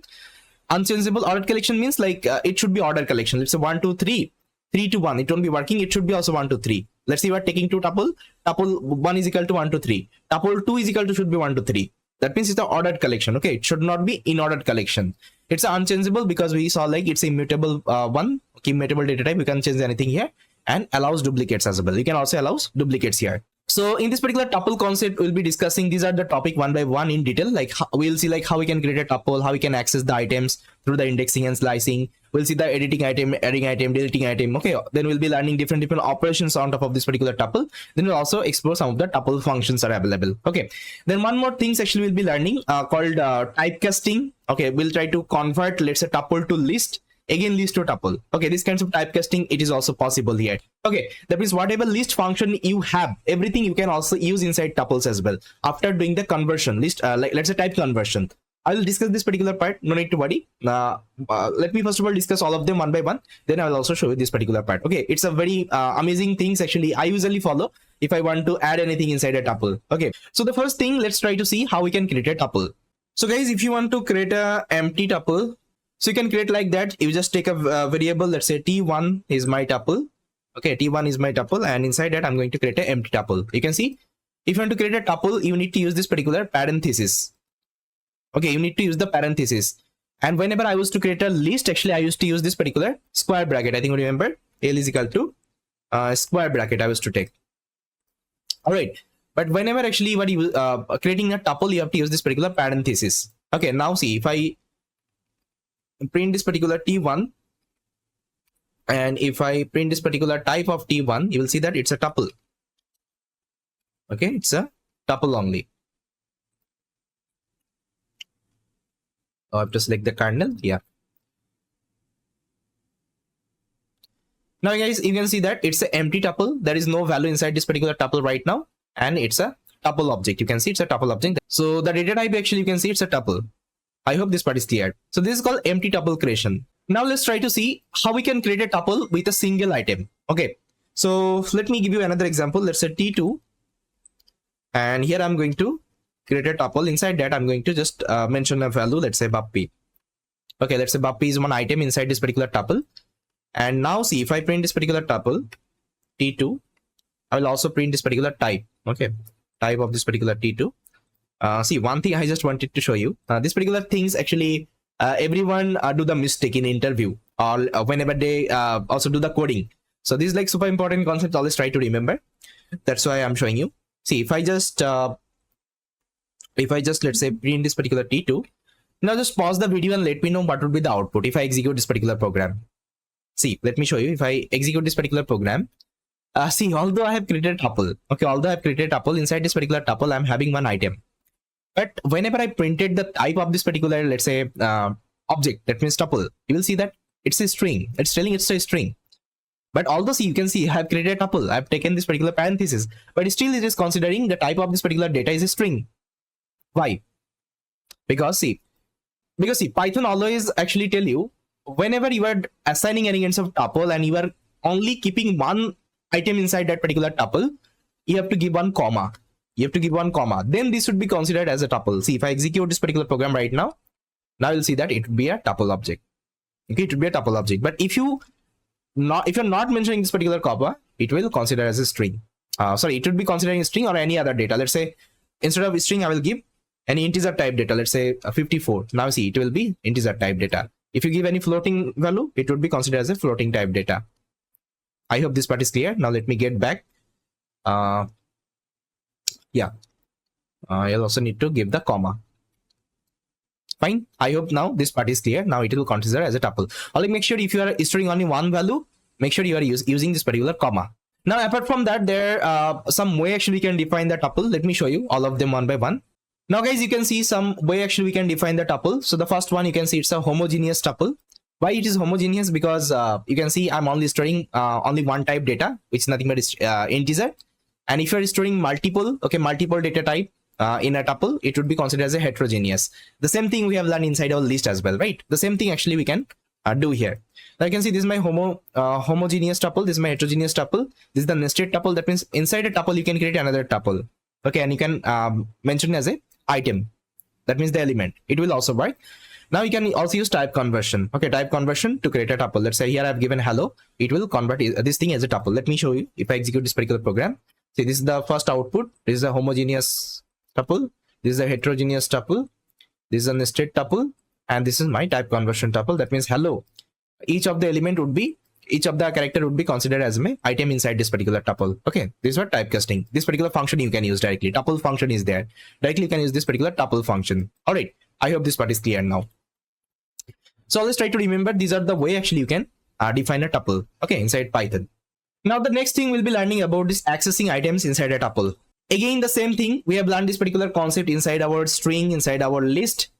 The same thing, guys. The same thing, not any change here. That's why I told you Python is why it's so interesting, because all the syntax are same at the end. If you have learned list, the same things you can also apply inside tuple. If you have learned string, the same concept you can apply inside a list also, right? The indexing, slicing, this part will remain same only.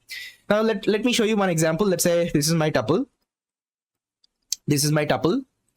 Let's say I want to perform the indexing. The same concept you can apply. Let's say I'll just write T3. Let's say I want to take this particular 1. What I will do, I'll take a new cell. Let's say I want to extract this particular 1. I want to take this particular 1. I need to give the index. So I'll need to give the 0. It will give me that particular 1. That means again, it will assign the index 0, 1, 2, 3, 4, and so on. And if you are giving any index which is not present, it will give you the index error. Let me show you. If I am giving 23 index is not there, it will give you index out of range error. Okay, tuple index out of range. So I'm not going to show you this particular part again, because we already discussed this particular part. If you have missed out that particular indexing, you can check out my string class as well as the list class. Okay, there actually I discussed this particular part in detail. So this was our indexing part. Now see here, this is the positive indexing. You can also perform something called negative indexing. It is also possible. Let's say I want to access this particular 4 with the help of negative indexing. I need to give -1. If I give -1, I will be able to see this particular 4.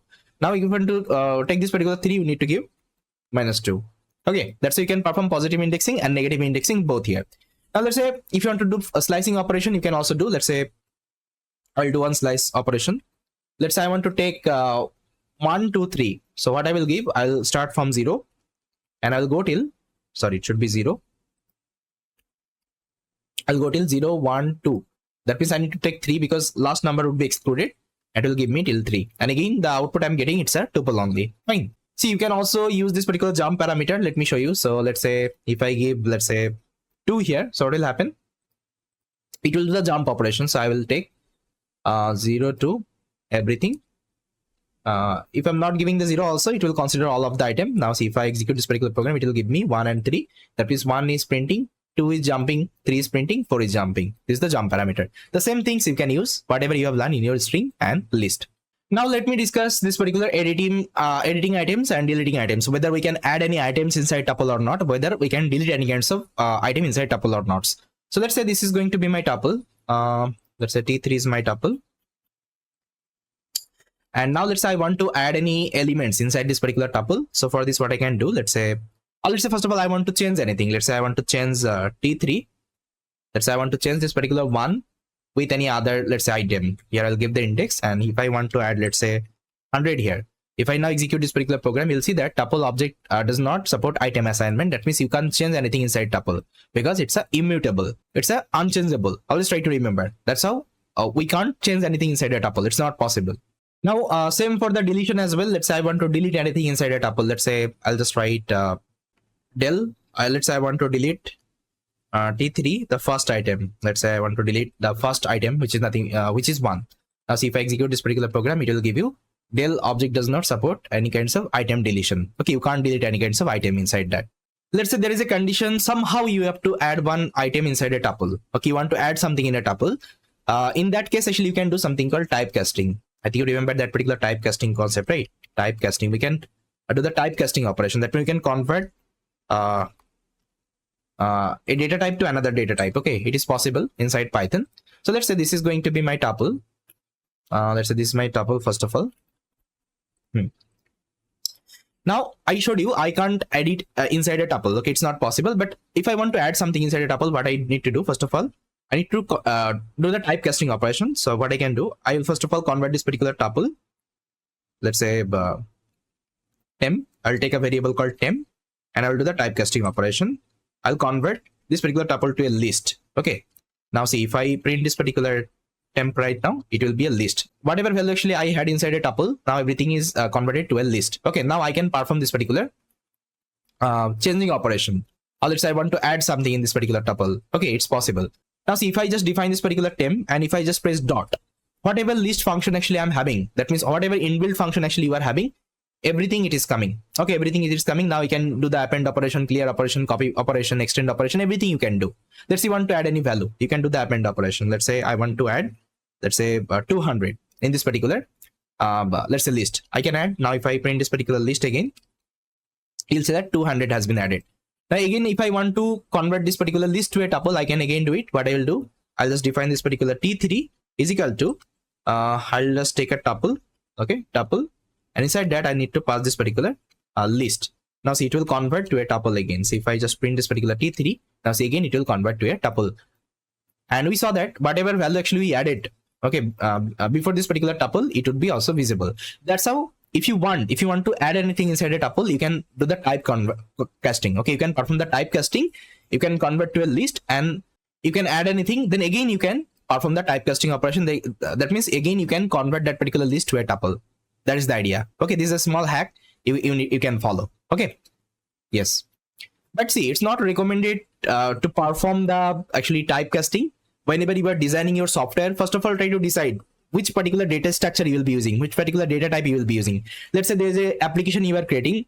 There is a possibility you have to edit your data. You have to add your, let's say, data. Okay, that means you will be doing the editing operation. That means you will be working with the mutable. That means changeable actually object. That time you can use this particular list data structure. Okay, list data structure, instead of using tuple data structure. But let's say we are creating an application. In that particular application, you are not going to change anything. Let's say there is not possibility you have to change anything inside that particular application. You won't be editing anything, you won't be adding anything. That time you can use this particular tuple data structure. Okay, that is why it's always recommended whenever you design the application, first of all try to decide what particular data structure you will be using in that particular application. All right, that's the idea. But in some case, somehow, let's say you need to add something inside a tuple, you can use this particular let's say technique. Okay, first of all do the typecasting, then try to add something inside this particular tuple. Fine. And here you can also change the element. Okay, after performing the typecasting, let's say you want to change this particular one with 100, you can do it. This particular temp is now list. You can perform any kinds of changing operation, deletion operation, anything you can perform. See, the same thing we have performed here now. After doing the time conversion, you can also do the same thing here. Okay, you can check it. So you can test it, okay, in your system. I think it will work. Fine. So yes, guys, this is all about our tuples. And here we have learned like what is tuple. Again, it's similar to your list. That means the way actually list actually store the data in the memory. I think I showed you the memory representation of list, right? The same way actually tuples also store the data inside the memory. Okay, I hope this part is clear. So this is all about this particular tuple introduction and all. We have seen like how to create a tuple. We have seen like edit operation, delete operation. Okay, and different things. So in the next video actually we'll be discussing about this particular operation on top of this particular tuple, like what kinds of operation actually can perform. Okay, with that, guys, thank you so much guys for watching this particular video, and I will see you next time. Hi everyone, in this particular video we'll be discussing tuples operation inside Python. We have already seen what is tuple inside Python and how we can define a tuple.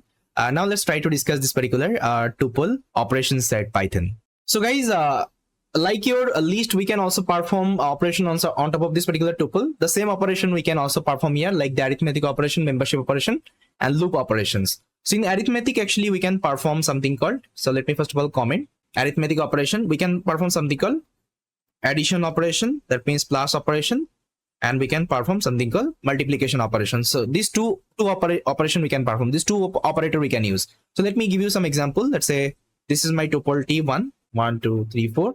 And there is another tuple called T2. Okay, now let's see if I perform T1 plus T2. So what will happen if I execute this particular program? You'll see that it will perform something called concatenation operation. See, 1, 2, 3, 4.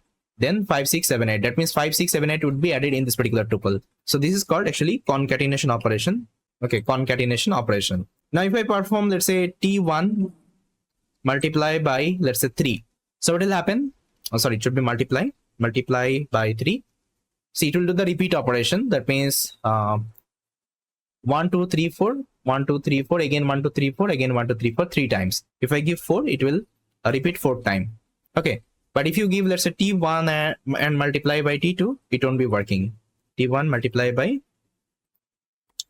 T2, it won't be working. Okay, it can't support this particular operations. Okay, Similar wise for the division also, it won't be working.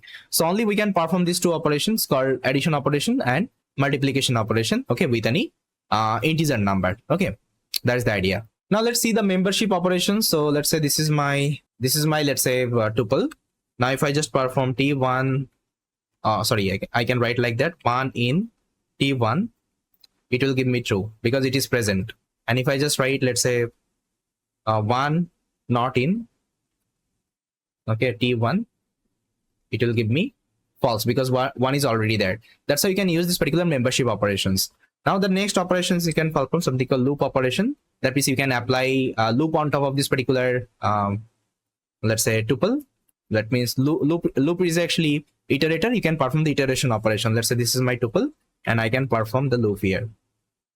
So for I in t1, and if I print this particular one, sorry, if I print this particular I, you will see that all the value would be extracted, okay, one by one. It will do the iterate operation, first of all 1, 2, 3 and 4 and so on. Fine. That's how actually you can perform. These are the operations inside tuple. The same operation we can perform inside a list. Okay, yes. So yes guys, this is the idea. I hope you got it. What kinds of operation we can perform on top of this particular tuples. So in the next video we'll be discussing about like tuple functions, okay, or method. So with that guys, thank you so much guys for watching this particular video, and I'll see you next time.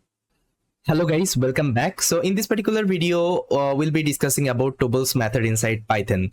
So we have already seen the tuple example, like how we can define a tuple and all. We have also seen like how we can perform the tuples operation. So there are some inbuilt methods that are available inside tuple. We'll be exploring those are the method in this particular video. So let me go to our code editor and try to understand this particular concept. So guys, as you can see here, I have listed down some of the common function and method inside tuples. See, these are the common functions can be used anywhere. It can be used inside list. It can be used inside, let's say, tuple. It can be used inside sets. Okay, anywhere you can use this particular common functions and method. So I think in the list example also I showed you these are the common function and method. Okay, so here you can see you can perform something called length operation, minimum operation, maximum operation, sum operation. I think sum I didn't show inside list, I forget to mention, but here I mentioned you can also perform the sum operation on top of a list. Okay, it is also possible, and you can perform the sorted operation. Okay, so you can see this is my tuple, and if you just let me first of all execute the program. You can see length is 4. That means in this particular tuple we're having 4 items. Minimum value is, let's say, 1. Maximum value you can see it's 40, and sum, if you perform all the sum operation of this particular number, you will get 46. And if you just perform the sorted operation to the, let's say, ascending order, okay, ascending order, you will see. So this is the ascending order output, 1, 2, 3 and 40. That means low to high it will actually show you. Now you can see this particular output format, it's a list. That means if you perform sorted operation on top of a tuple, you will get a list output. That is the difference only. If you perform sorted output on top of any kinds of, let's say, tuple, you will get the list output. Now if you just perform the descending order, you just make it as true, you will get the descending output. Okay, that is the idea. Apart from that, inside tuples actually only 2 inbuilt methods are available. Let me show you. If you just go to Google and search like tuples method in Python, you will see only two methods is there. Okay, 2 function is there, count and index. Okay, count and index is there.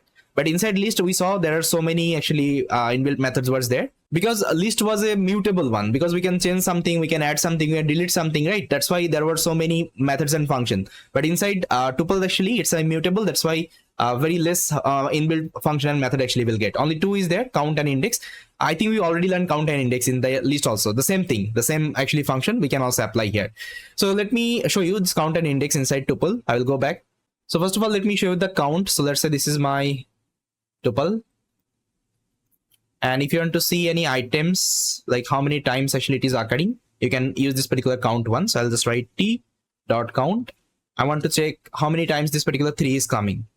So you'll see only 1 time. Let's say if I give another 3 here,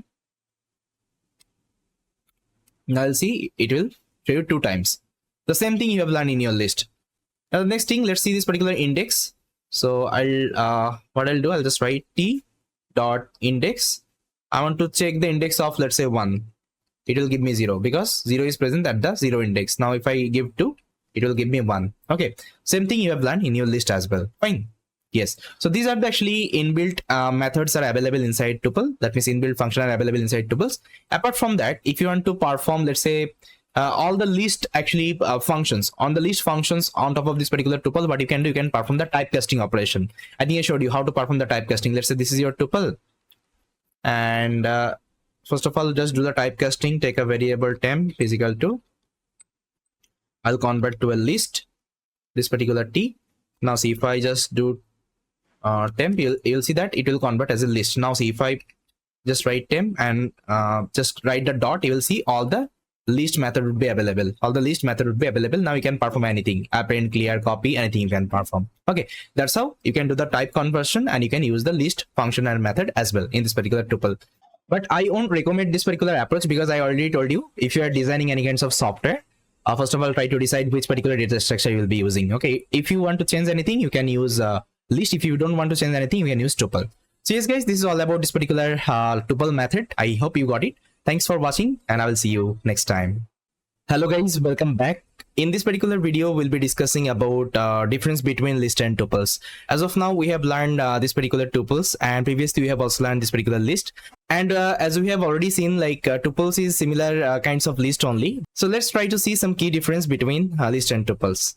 So guys, you can see here I have listed down some of the key difference between list and tuples. You can see it is having syntax wise difference. Like whenever we define any kinds of list, we use this particular square bracket. And whenever we define any kinds of tuple, we use this particular parenthesis. And the second difference actually we'll see the mutability. That means list is immutable. That means you can change anything inside list. But on the other hand, tuple is not mutable. It's immutable. You can't change anything inside tuple. The third one is speed. Speed wise, actually, we'll see list is a little bit slow than tuples. See, in Python, whatever immutable data types you have, it is a little bit fast than the mutable one. So here we saw like list is immutable and tuple is immutable. So comparatively, tuple is faster than a list because it's a immutable one. Okay, always try to remember, if anyone ask you in the interview which one is the first, so you can consider based on the mutability. So if it is immutable, it's a little bit slower than the immutable one. Okay, that's the idea. Now the next difference actually will get the memory, like how much memory it takes, like this list and tuples. See, here I have written a simple Python program to check how much memory actually it is taking. So let me show you. So here is the program, guys. So here I'm using one Python package called sys. Sys is nothing but it's a system package, and here I have defined a list. You can see I'm using this particular range function to generate like thousands number. Again, I have taken a tuple. Again, I'm generating a thousands number inside that. Then what I'm doing with the help of this particular system package, I'm just getting the size of it, like how much size actually it is taking in the memory. Okay, what is the bytes actually it is taking in the memory. So this particular function will automatically look for in the memory, and it will get that particular size. Okay, that's why we are using this particular sys package. Now if I execute this particular program, you will see that list is taking 8056 bytes. On the other hand, tuple is taking 8040 byte. Okay, now you can see tuple is taking a little bit less size than your list. So that's why I told you. That means tuple takes usually less space than your list. Okay, this is another difference. Now the next one, built-in functionality. Built-in functionality wise, list is having more built-in functionality because I told you list is immutable, and inside that we can perform edit, delete operation. That's why it is having more built-in functionality. On the other hand, tuple is having only 2 built-in functionality. Now the next one, you can see error prone. So what is error prone? Let me show you. So let's say here I have written one code. This is the code. So here what I have written, I have taken a list here. And what I'm doing, I'm storing this particular list inside this particular b variable. Now I'm appending one value inside this particular a. Now I'm printing this particular a. I'm also printing this particular b. Now if I execute this particular program, you'll see that in both places actually it will add this particular 4, because we know that list is a mutable one. If you change anything, it will directly reflect in that particular original one. Okay, that's why although you are assigning this particular list in another variable, but it is pointing to the same memory location. That's why it's changing in both places. Okay. Now, on the other hand, if I perform the tuple operation, you can see this is a tuple, and I'm storing this particular tuple inside this particular variable. Now here I'm performing one operation. You can see here I'm performing one addition operation with this particular tuple of 4. Now, if I execute this particular program, you'll see that it is only changing inside the a variable, but in the b variable it is not changing anything because it is making a copy. Okay, it is making a copy of that particular variable. Instead of changing in the, let's say, original one, it is making a copy, and inside that particular copy it is changing that particular statement. Okay, that is the idea. So that's why here I've written it's a error prone, because if you're a beginner programmer, this particular statement would be a little bit confusing for you, like what is happening. It is changing in both places, although although you have assigned this particular let's say list in a other variable, but again it's changing like in multiple places, right? That is the confusion actually will get. And the last one actually usability, because I told you let's say whenever you are designing any kinds of software, first of all try to decide what kinds of software you are implementing, whether it's a changeable or it's a not changeable. If you want to change anything, you can use the list. If you don't want to change anything inside that particular software, you can use tuples inside that. Okay, so these are some key difference you have to remember. Because see, sometimes in interview also ask this particular question, what is the difference between list and tuple? So that's why I showed you these are the difference. Okay, so yes, this is all about from this particular video. Thank you so much. Hi everyone, inside this particular video we'll be learning another quick topic inside tuples called tuples unpacking. So let's go to our code editor and try to understand. See, whenever you define any kinds of tuple, you can unpack the value. What is unpacking the value? Let me show you one example. Let's say here I'm having one tuple. Let's say 1, 2 and 3. Let's say this is my tuple. So now if I execute this particular program, you'll see that I will get this particular output. This is a tuple. Okay, you can see inside this particular tuple I'm having 3 values. Now if I want to unpack these are the value, if I want to unpack these are the item, what I can do, I can use this particular syntax a comma b comma c is equal to this particular tuple. Now what will happen? The first value will come in the first variable, second value will come in the second variable, third value will come in the third variable. Now if I execute this particular program, and now if I print a, b and c, I'll just write print a, b, c, you will see that inside a 1 is there, inside b 2 is there, inside c 3 is there. So this is called tuple unpacking. So sometimes actually you will be seeing these kinds of syntax a programmer will be using. So whenever you can see these kinds of syntax, so you have to remember this is a tuple unpacking they are doing. It's not about tuple, you can also do for the list as well. List unpacking also you can perform. Let's say instead of tuple I will take a list and I'll just write the same things. Now if I execute this particular program, and if I again print this particular statement, you will see that you will get the same thing. Okay, so this is a very quick topic inside this particular data types. Okay, tuples and list. I think now you got it. What is tuple unpacking and what is list unpacking as well. Fine. Now you can ask me, let's say I'm having this kinds of tuple. Let's say I'm having, instead of taking 3 variable, if I'm taking 2 variable, will it work or not? See, if I execute this particular program, you will see you will get one error, too many values to unpack. That means here you are having 3 values, but your variable size is 2. Okay, that's why it's not working.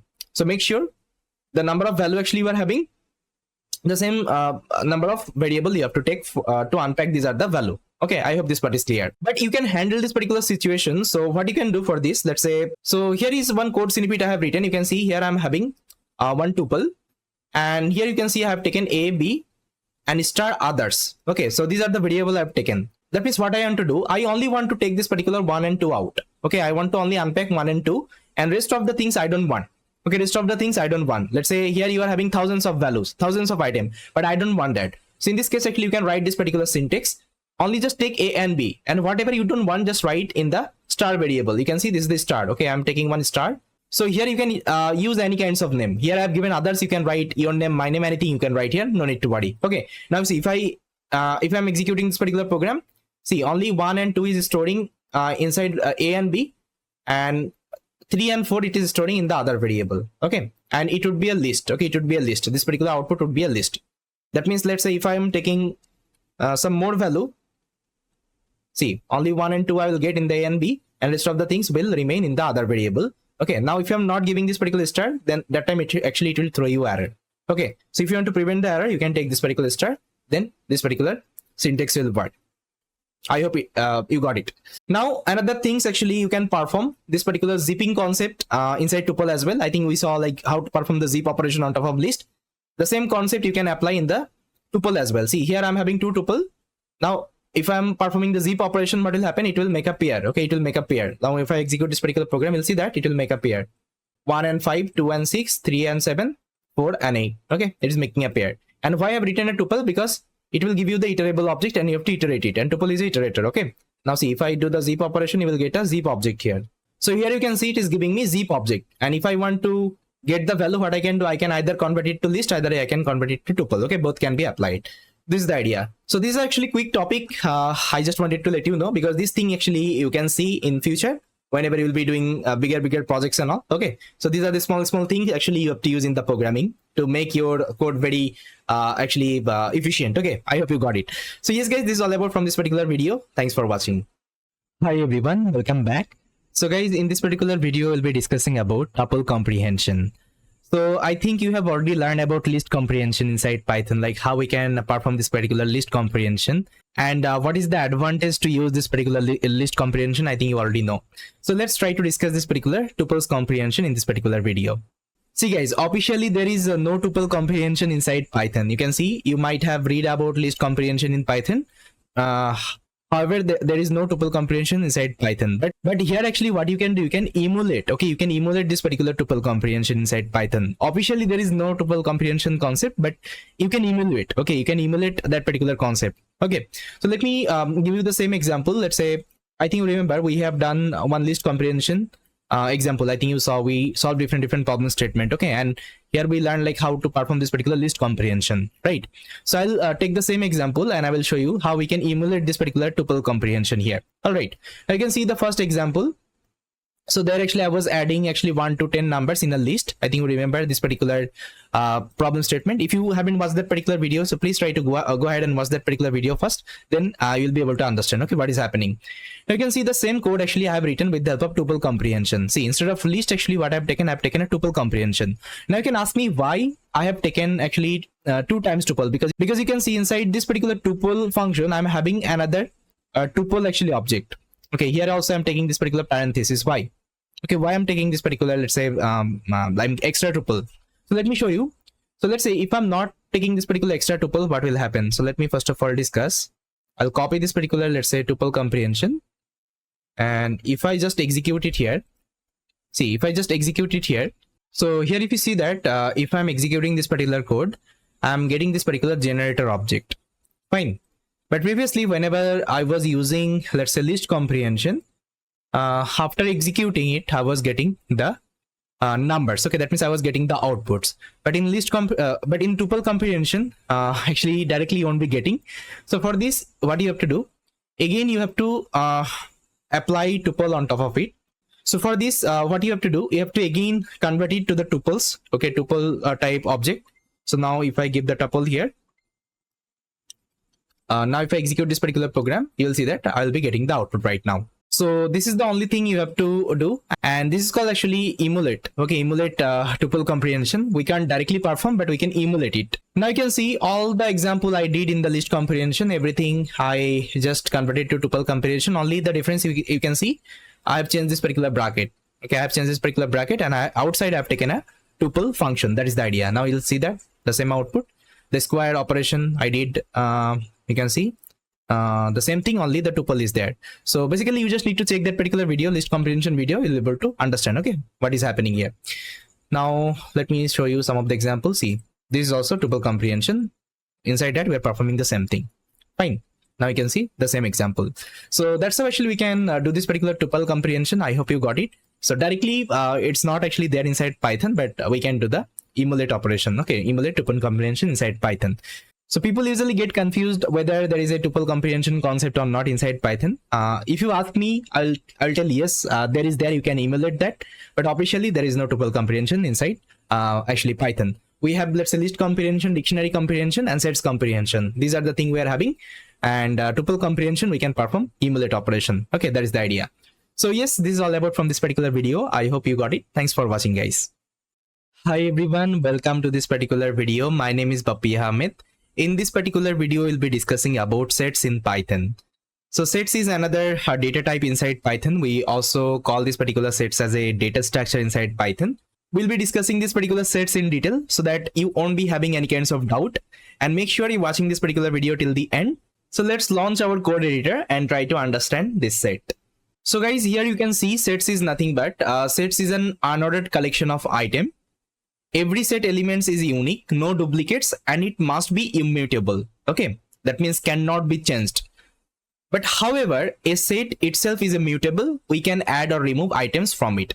So if you still have doubt on this particular definition, no need to worry. I will discuss, okay, what I have written here. But just try to understand, a set is an unordered collection of items. Okay, like as of now, we have seen like list and tuples.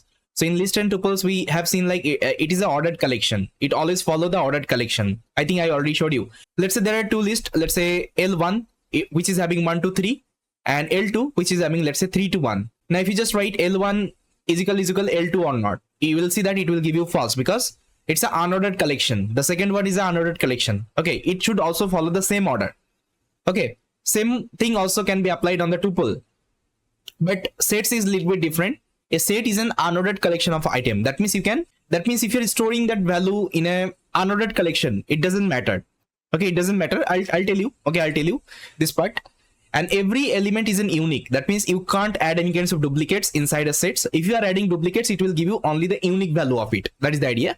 And the items you are storing inside a set, it should be immutable. It should be immutable objects. I think you remember inside a list we can store another list, like the nested list, and list is a mutable, right? Inside sets actually you can't store any kinds of mutable object. It should be always immutable. Okay, immutable objects. So let's try to see some of the example. I think then this part would be more clear. So here you can see sets can also be used to perform mathematical set operation like union, then intersection, then symmetric difference, and so on. I think you learned this sets mathematics in your college days. The same concept actually inside programming you can also use. Whatever, let's say, mathematical operation you used to perform, let's say union, intersection, then symmetric difference, everything you can perform here.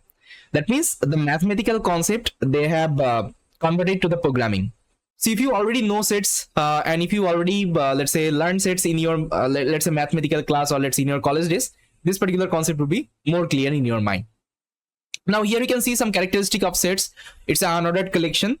And sets is immutable. That means you can add elements, you can let's say delete elements inside a set. Okay, it's possible. But inside a sets, whatever value you are storing, that should be immutable. Okay, that is the things you have to remember. And it doesn't allow any kinds of duplicates. That means if you are also giving the duplicates, it will return you the unique value. Okay, always. And can't contain the mutable data types. Okay, as I already told you. Okay, it will always contain the immutable data type. So let's try to see how we can define a sets. That means how we can create a sets. There are so many ways you can define a sets. Okay, one by one, I'll show you each and everything.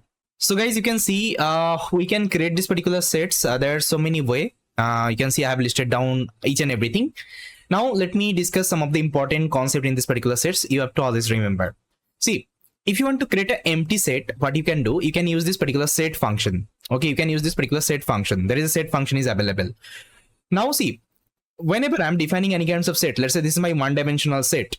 Now you can see I'm using this particular curly bracket. That means whenever I was creating list, I was using this particular square bracket. Whenever I was creating tuples, I was using this particular parenthesis. And whenever you are creating sets, you have to use this particular curly bracket. Now you can ask me, see, you are using curly bracket here to create a sets. Okay, going forward, whatever example I have given, you can see I'm using this particular curly bracket. Let's say 1D, two-dimensional sets, then homo and hetero, everything I'm using this particular curly bracket. But whenever I'm creating an empty set, why I'm using this particular set function instead of using this particular curly bracket? You can ask me, can I create like that? Let's say if I just write s is equal to this particular curly bracket. Now if I execute, see, it will also create an empty set for me. If I print this particular s, it will create an empty set for me. But is it really a set? Just pause this particular video and let me know. Is it really a set? See, if you don't know, so what I can do, I can show you the type of this particular, let's say, object. I'll just write type. Inside that, I'll pass this particular s. Now see, if I execute this particular program, you'll see that it's a dictionary object. See, although I am using curly bracket to create this particular set, but if I'm checking the type, it's a dictionary. Why it's a dictionary? Because see, there is another data structure inside Python or data type inside Python called dictionary. I think I already discussed. Like I already told you the name of the, like, let's say data type dictionary. I think you have heard of, right? Dictionary also use this particular curly bracket. Dictionary also use this particular curly bracket. Fine. So that's why in both places, whenever you are using this particular curly bracket, by default your Python will consider this particular empty curly bracket as a dictionary, not a set. Okay, this is the design of like Python actually. So here we can't do anything. So Python have done these kinds of things, right? So they're telling if you're creating this particular curly bracket as an empty, if you're using this curly bracket and if you're not mentioning anything inside that, it will be considering as a dictionary. Okay, it would be considered as a dictionary. Okay, and if you want to create an empty set, that time you have to use this particular set function instead of using this particular curly bracket. Fine. So that's why I told you. So that's why here I have written if you want to create any kinds of empty sets, you have to use this particular function instead of using this particular curly bracket. Now see, if I copy this particular program and if I execute it here, you will see that now it will become an empty set. Okay, it will become an empty set. You can see it's a set object right now. The type is also set.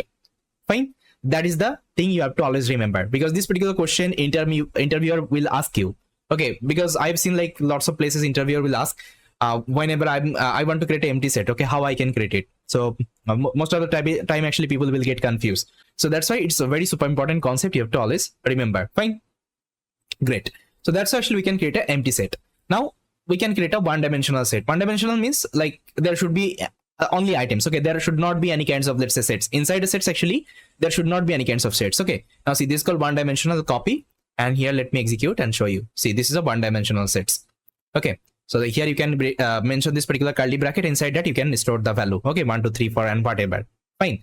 So this is called one-dimensional actually sets. Now see, here you can use this particular curly bracket because this sets is not an empty. Okay, empty sets. So that's why curly bracket you can use it. Fine. This is called one-dimensional set. Now two-dimensional set. Okay, now you can ask me whether I can create a two-dimensional sets or not, because it is possible inside list and tuple.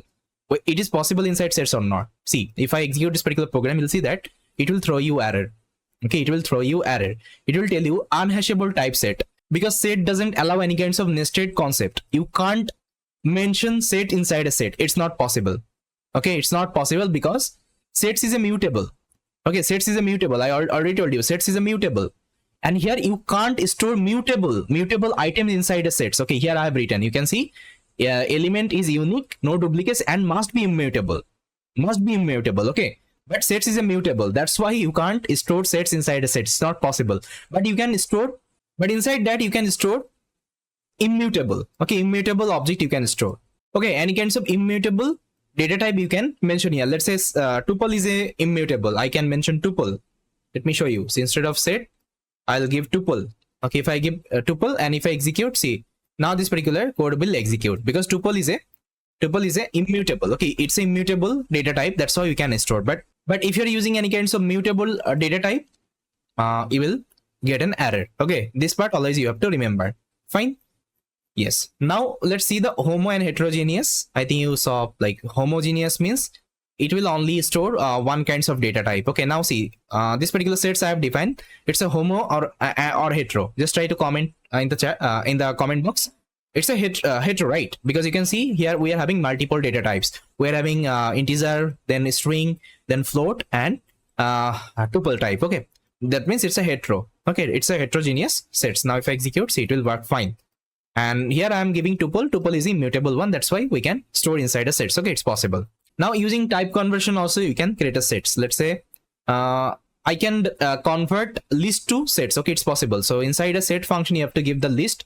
Okay, or let's say tuple, whatever actually data type you are giving, you can convert it to sets. See, it's possible. Now see, it would be converted to sets. Fine. So this is called type conversion, set creation. Now see, duplicate does not allowed. So if I execute this particular program, you'll see that why duplicate does not allowed. See, here I have given a duplicates value 1 1 2 2 and 3 3. Fine. Now if you execute this particular program, you will only see that 1 2 and 3.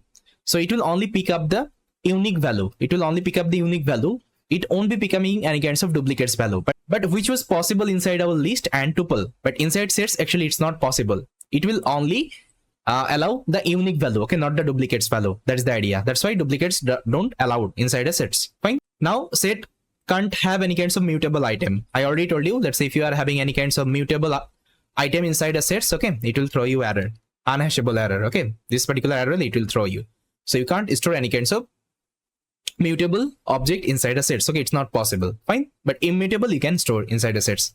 So yes, these are the way actually you have to remember. That's how actually we can create a sets. Okay, different way I showed you. And always try to remember these are the concept. Okay, whatever concept I told you about the sets. Okay, it's like very important. Okay, so far guys, you saw like how we can create a sets. Now let's try to prove. I told you it's a unordered collection. So let's try to see why it's a unordered collection. I will prove it. So what I can do. So what I will do, I'll just define two sets here. So let's say S is equal to, let's say 1, 2, and 3. This is my first set. And S2 is equal to, let's say, again 1, 2, and 3. Fine. Or I can take like that, 3, 2, 1. Okay, so this is my set. Okay, this is my set. Now if I just write set1 equal set2. Now just pause this particular video and comment in the comment section what will be the output. It would be true or false if I execute this particular program. See, if I show you, if I execute this particular program, you'll see that it would be true. Although 1 to 3 and 3 to 1, it's not an ordered collection. Still, actually, it is giving you, it's a equal. Okay, it's a equal. That means it is the same. This set and this set is the same. Okay, so that's why I told you set always follow the unordered collection. So order doesn't matter here. Order can be anything.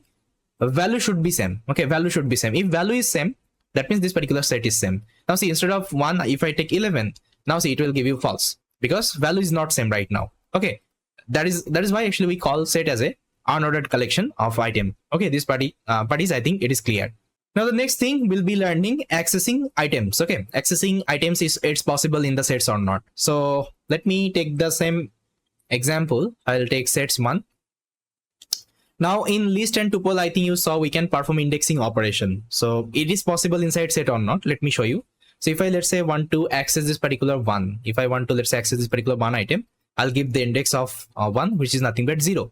Now if I execute this particular program, you'll see that it will tell you set, you'll see that it will give you one error. Set object is not subscriptable.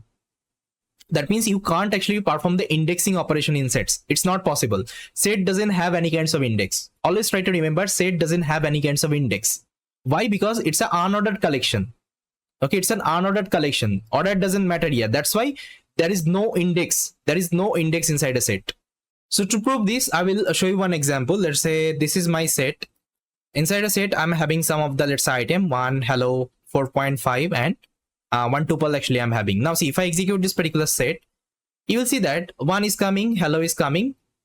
Then see, instead of coming 4.5 at the position of 3, it is coming this particular tuple. Tuple is coming in this particular position, and this particular item is coming at the last. Okay, that's why it's it can take any kinds of random items. Okay, whenever it is showing on the console, it can take any kinds of random items. So here order doesn't matter. That's why it doesn't have any kinds of index. Always try to remember this particular concept. You can't perform any kinds of indexing operation inside a sets. Okay, it's not possible.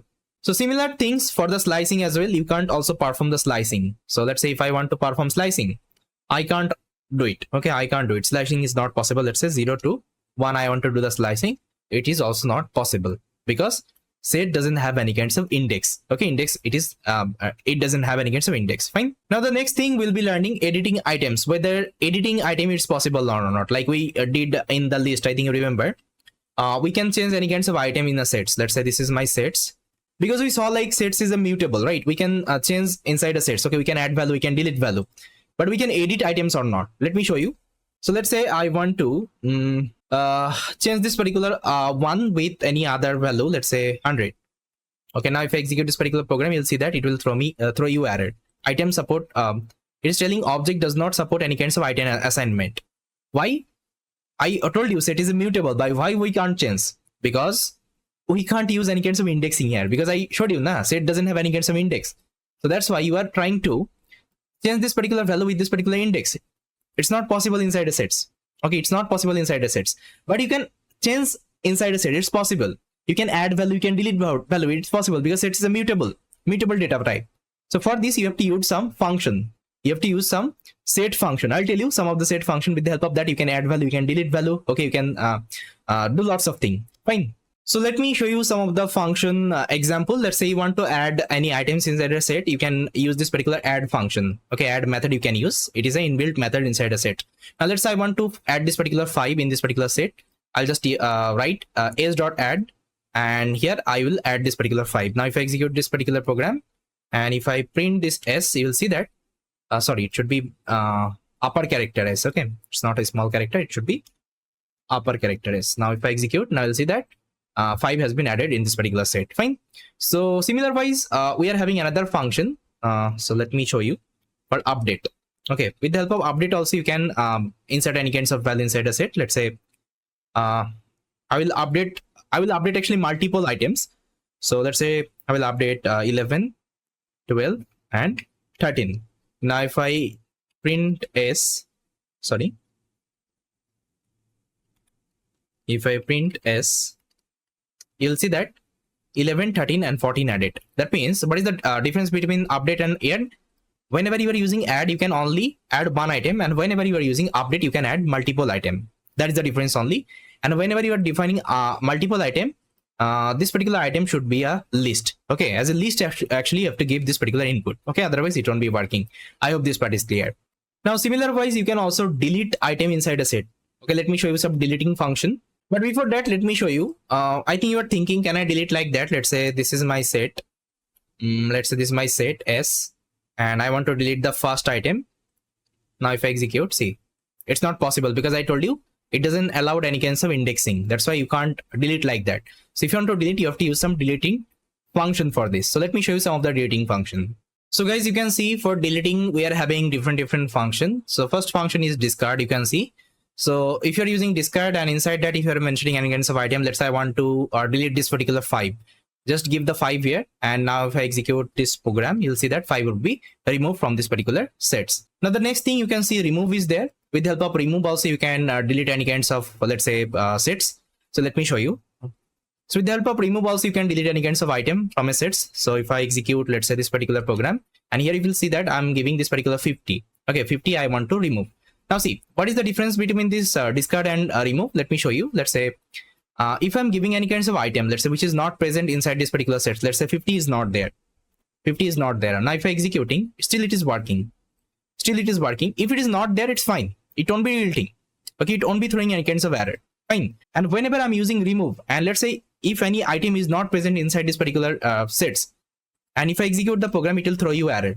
It will throw you error. That means 500 is not present inside the sets. But if you're using discard, it won't be throwing any kinds of error. If not, it will give you the output. Okay, as it is. And if you're using remove, it will throw you error. So sometimes if you want to throw error, you can use this discard. Sometimes if you don't want to throw error, you can use this particular remove. Okay, so let me get back. Yeah, now I think fine. Now there is another function you can use called pop. Okay, so what pop will do, pop will randomly delete one item. So let me again execute. See, if I'm executing, it is removing one only. Okay, that means the first item it is removing. Okay, pop is removing the first item, but I read actually somewhere in some blog actually pop will remove actually randomly. Okay, randomly one item actually it will remove. And in list, pop we use for the deleting the last item. Okay, that is the difference only. Now there is another one called clear. If you perform the clear, you will get a empty set. Let's say I had my set. If I perform the clear operation, it will give me the empty set. That means it will clear all the value. Fine. So these are the way actually you can follow if you want to delete anything inside a set. So yes guys, this is all about from this particular video. I think you got it, what is set right now, and how to create a set, how to like perform editing inside a set. Let's say how to add a value, how to remove a value. Fine. So in the next video, we'll be learning the set operations, like different operations are there, like union operation is there, intersection operation is there, then we are having a semantic difference is there, right? We'll be learning each and everything. So yes, this is all about from this particular video. Thanks for watching, and I will see you next time. Hello everyone, welcome back. In this particular video, we'll be discussing about sets operations. We have seen like the sets, what is the sets and how we can create a sets. So let's discuss like some sets operation, what are the sets operation we can perform. So let's go to our code editor and try to understand. So guys, inside sets actually we can perform some of the operation. You can see like union operation we can perform, intersection operation we can perform, then difference, semantic difference, membership and iteration. Okay, so these are the operation actually we can perform. And I think you already know what is union, intersection, difference, then semantic difference. Maybe you have already learned in the mathematics class, okay, in your college days and school days, this particular concept. So let me show you this particular union first, like how we can perform this particular union operation. See, here I have defined actually two sets. You can see S1 and S2. And here I have taken some of the values. You can see 1, 2, 3, 4, 5 and 4, 5, 6, 7 and 8. Okay, so these are my value, right? Now if I perform union operation on top of this particular two sets, so what will happen? So let me show you. So let's say if I perform union operation, so S1, if you want to perform union operation, you have to use this particular pipe symbol. Okay, so this is the pipe symbol, and here you have to write S2. Now if I execute this particular program, you will see that it will give you only the unique value. Okay, it will only give you the unique value, okay, from both of the sets. Now you can see 1, 2, 3, 4, 5. Okay, 1, 2, 3, 4, 5. and 4 5 it won't be printing because it will give you only the unique value, because duplicates it doesn't allow. Okay, it will only give you the unique item. Now 6 7 and 8, okay, 6 7 and 8 would be printed. I hope this part is clear. What is union? I think you already know union, right? I think you remember this Venn diagram. Okay, we used to learn in our college days whenever we used to learn this particular set, right? So this is called actually Venn diagram. So here actually we learn like what is the union Venn diagram, intersection Venn diagram, right? So union will give you the unique item. Okay, always it will give you the unique item. That's the idea. Fine. Now the next thing we'll see the intersection.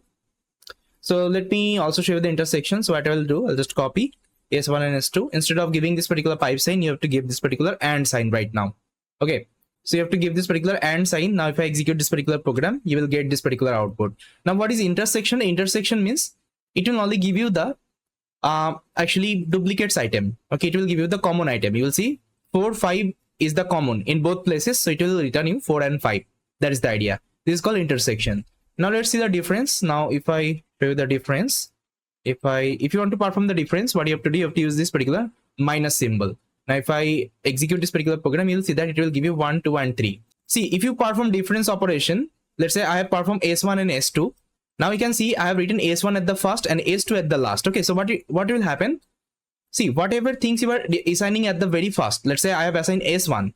Now it will try to see. Now it will try to check what are the items actually is not common in both places. You can see 1 2 and 3 is not common in both places. Okay, it's not common. 1 2 and 3, it's not present inside this particular S2. That's why it will return you 1 2 and 3. Okay, 1 2 and 3. Fine, because 1 2 and 3 is not present inside this particular sets, but 4 and 5 is present. Okay, that's why it's not returning 4 and 5. Now you can do the opposite of it. Let's say I want to check what are the things is not present inside S2. So you can write like that, S2 minus S1. Now if I execute, it will give you 6 7 and 8. You can see 6 7 and 8, it is not present inside this particular S1. Okay, so this is actually difference. This is the difference operation you can perform inside sets. Now let's try to see the semantic difference. Now if you want to perform semantic difference, what you can do, you can use this particular this sign. Okay, this sign. Now if I execute this particular program, see, it will give you the output which is actually unique. Okay, which is actually unique in both places. You can see 1 2 1 2 3 6 7 and 8. Okay, these are the unique value in both places. You can see 1 2 3 6 7 and 8, and 4 5 4 5 is actually present. Okay, 4 5 is it is common item. That's why it's not giving you. Okay, it will only give you the unique item. Okay, it will only give you the unique item from the both places. Okay, this is the actually work of this particular semantic difference. Now we can perform also membership operator. I think you know what is membership operator, right? We can use not and not in. So let me show you. Let's say this is my S1.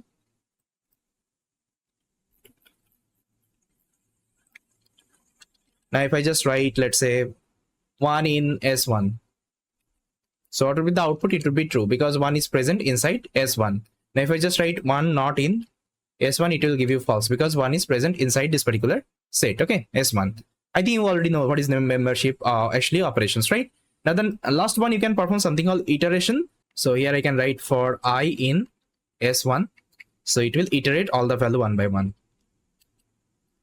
If I print I, see, it will print all the value one by one. Okay, so this is called actually iteration operation. So yes, these are the operation we can perform on top of this particular sets. And going forward, actually sometimes you need it. Okay, let's say you are creating a project and sometimes actually you need to perform these are the operation. Fine. So yes, this is all about from this particular video. In the next video, we'll be understanding the sets inbuilt method and function. Thank you guys. Hello everyone, welcome back. In this video, we'll be discussing about sets method inside Python. So sets is having also some inbuilt method and function. So let's try to see one by one. So guys, as you can see, there are some function actually I have listed down of this particular sets. And I kept some of the examples so that I can show you. And it's like the same thing we have learned inside a set operation. I think remember union. Then we have learned about intersection. The same thing we can perform with the help of method as well, like set function as well. Okay, that's why I already written this particular code in this particular notebook. Now see, apart from that, I also listed down some of the common function we can apply. As I already told you, these are the common function can be used anywhere, inside list, inside tuple, inside sets. Okay, anywhere you can use them. Fine. The function like length, sum, min, max, and sorted. we have already seen this particular function in our list and tuples. Okay, so I think I don't need to explain it again and again. You can see length will check the length of this particular set, and sum will calculate the sum for all the item. Then minimum value you can see it's 1, and maximum value you can see it's I think 7, and it will sort the, okay, it will sort this particular item. Okay, you can see reverse is equal to, that means it will do the descending order. Now if reverse is equal to false, it will do in a ascending order. Okay, I hope this part is clear. Fine, these are the common function. So apart from that, we are having something called union and update. So first of all, let's try to see the union. See, union is nothing but the same union we have learned inside our operations. I think remember, in operations also we learned the union. So what union will return? It will return the unique value. Okay, it will return the unique value. If there is any duplicates, it won't be giving you the duplicates. Okay, it will give you the unique value of it. Let's say 1 2 3 4 5 4 5 6 7. So if I perform the union, it will give me 1 2 3 4 5 6 7 and 8. Okay, it won't be giving this particular 5 and 4 two times because it's a duplicates one. Fine. So you can see we can also perform the same thing with the help of union function. I just need to write s dot union. Here I need to pass the s2. Okay, because I want to check the union okay, of s1. Okay, with respect to the s2. Now see, if I execute this particular program, you will see I'm getting the same output. The output actually I got here. I hope this part is clear. Only the difference is here I'm using the symbol, here I'm using this function. Okay, that is the difference only. Now what update will do, see, whatever result actually we are getting, okay, after performing this particular union, this particular update method will update inside this particular, let's say sets, the s1 sets. I think that means inside this particular s1 variable, this particular result would be updated. Let me show you. If I execute this particular program, you'll see that the result actually I got, it is updated inside my s1. Okay, s1 object, that means s1 variable. Okay, s1 variable, it is updated. Fine, that is the idea only. Now you can see the s2 will remain same. Okay, s2 will remain same. And what about s2? S2 will remain same because here we are updating on top of s1. Okay, not s2. Okay, that is what actually you have to remember.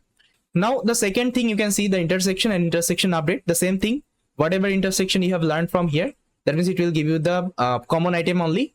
See, we can do this particular intersection with the help of this particular function. Now here if you see, I'm checking the intersection of the s1 with respect to s2. I can see common item is 4 and 5. Okay, in both places it will return me 4 and 5. Fine. Now what intersection update will do, it will update. So whatever output actually we are getting after after applying this particular intersection, it will update inside s1 variable. Let me show you. If I execute this particular intersection update, now I'll see that now whenever I'm printing this s1, 4 and 5 is updated. But previously, what was that? Previously 1 2 3 4 5 was there, but it has been updated with this particular result. Okay, and s2 will remain same. Okay, there is no change inside s2. I hope this part is clear now. So similar wise difference and semantic difference. Okay, similar way actually we are doing. Let me show you. Let's say this is the difference. I think you saw the difference. Okay, that's how we can perform the difference. Difference will give you the value actually which is not present inside set 2. Okay, inside set 2 it's not available. You can see the same thing we can perform with this particular function difference. Now you will see that I will get the same output, and the output actually I'm getting, if I'm doing the difference update, it will update inside s1. You can see I'm updating on top of s1. If I execute this particular program, now see inside s1, 1 2 and 3 has been updated. Fine. Now semantic difference, you saw like the semantic difference. Okay, this is the semantic difference. Semantic difference will give you, so what semantic difference will give you, it will give you the item which is actually not common. You can see these two values common, so instead of that it will give me all the value. Okay, one by one, you can see one by one all the value it will give me. So let me execute this particular program. So you'll see I'm getting the same output. And if I perform the semantic difference, so it will update this particular output inside this particular variable s1. You can see that it will update it, and s2 will remain same. Okay, there is no change. So guys, you can see some more function are available, like is disjoint, is subset, and is superset. Okay, so let's see, these are the function as well. See, first of all, let's try to see this particular is disjoint. Okay, this one. Here I have taken two sets. You can see s1 and s2, and inside that I'm having some value 1 2 3 4 and 7 8 5 and 6. Now if I perform is joint on top of this particular set, so what will happen? See, what is joint mean? Is joint means it is asking whether is there any common value or not in this particular two set. You can see there is no common value. There is no common value. Now if I execute this particular program, you will see that it will give me true. But if there is a common value, let's say there is a common value, let's say instead of 7 and 8 I will give 3 and 4. Okay, I will give 3 and 4. Now if I execute this particular program, it will give you false. That means if there is any common value, this disjoint will give you the false. Okay, if there is any common value, it will give you false. And if it is unique, if both sets are unique, it will give you true. That is the idea. So let me show you. If both sets are actually unique, it will give you true. That's the work of this particular is disjoint. Okay, I hope you got it. Now the next thing, you can see the is subset 1. Now see here I have two sets actually. You can see 1 2 3 4 5 and 3 4 and 5. Now here I'm checking the is subset. That means I'm checking is S2 is a subset of S1 or not. You can see 3 4 and 5, it is present inside S1. Okay, that means S2 is a subset of S1. Okay, it will give you the true. So it will give you the true. But if you just write S1 is subset of S2 or not, okay, it will give you false, because S1 is not a subset of S2, because 1 2 3 1 2 3, okay, 1 and 2, actually this item is not present inside S2. That's why it will give you false. Okay, I hope this part is clear. What is the subset 1? Now let's discuss this particular is superset. See here I'm checking is S1 is superset of S2 or not. Definitely it's a superset of S2. Now if I execute, you'll see that it will give me true. Okay, I hope this part is clear. Now the last function we'll be learning about copy. I think you already know what is copy. Copy will just make a copy. It will make a just shallow copy. Now let's say this is my S1 sets, and if I just do the copy operation inside S2 variable, so it will copy all the item inside S2 as well. Okay, this is the idea. So yes, we have covered all the function which is available inside sets. I think you got it. Okay, and if you have any kinds of doubt, feel free to comment in the comment section. Okay, definitely your doubt will be resolved. So with that guys, thank you so much for watching this particular video, and I will see you next time. Hello guys, in this particular video we'll be discussing another quick topic inside sets called frozen set inside Python. So what is frozen set? I will tell you. So let's go to our code editor first of all, then I will give you the example there. So guys, you can see frozen set is nothing but frozen set is just an immutable version of a Python set object. Like we have seen, like set is a mutable, okay, mutable object inside Python. It's a mutable data type. We can add elements there, we can delete elements there, okay, inside the sets. But a frozen set is the opposite of it. Like the list and tuple we have learned. List and tuples both are same only, but list is a mutable and tuple is immutable. Okay, so similar wise, sets is a mutable and frozen set is a immutable. So inside frozen set, you can't add any kinds of element, you can't delete any kinds of element. Apart from that, you can perform everything. You can perform all the operations we have learned inside sets, like the intersection, union, then we have seen the difference, okay, then semantic difference, everything it can be performed there, right? So let me show you how we can create this particular frozen set. So guys, to create this particular frozen set, what you can use a function called frozen set. Let me show you. Let's say this is my frozen set. Let's say I will create two sets here. So there is a function called frozen set. Okay, so this is the function frozen set. Inside that, you have to give one list. Okay, you have to give one list of number. Let's say 1 2 3 4. Okay, let's say this is my number. Now you can ask me, should I only perform list, or I can give any kinds of, let's say, data type here. You can give any kinds of data type. You can give tuple here, it will also work. You can give a list here, it will also work. Okay, both can be work here, no need to worry. So here I've given list of the number. Okay, now if I print this particular frozen set, you will see that it's telling fs is not okay, so it should be fs1. Now see, this is my frozen set. So the type of this particular object is also frozen set. Let me show you the type.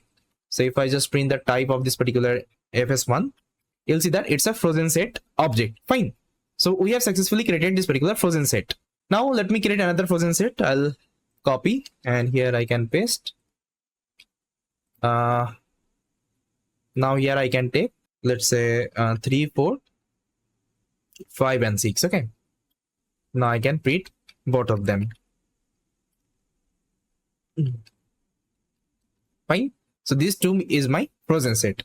Now you can perform all the operations we have learned. I think you remember, like union, intersection, anything you can perform. Let me show you some of the example. Let's see, if I want to perform the union operations, what I can do, I can call this particular fs1 union of fs2. Okay, fs2.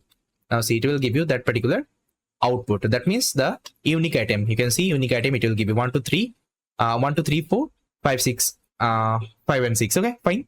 Now you can also perform intersection. So how to perform intersection, I think you know, you need to use this particular and signs. Okay, now if I execute, it will give you the intersection of it.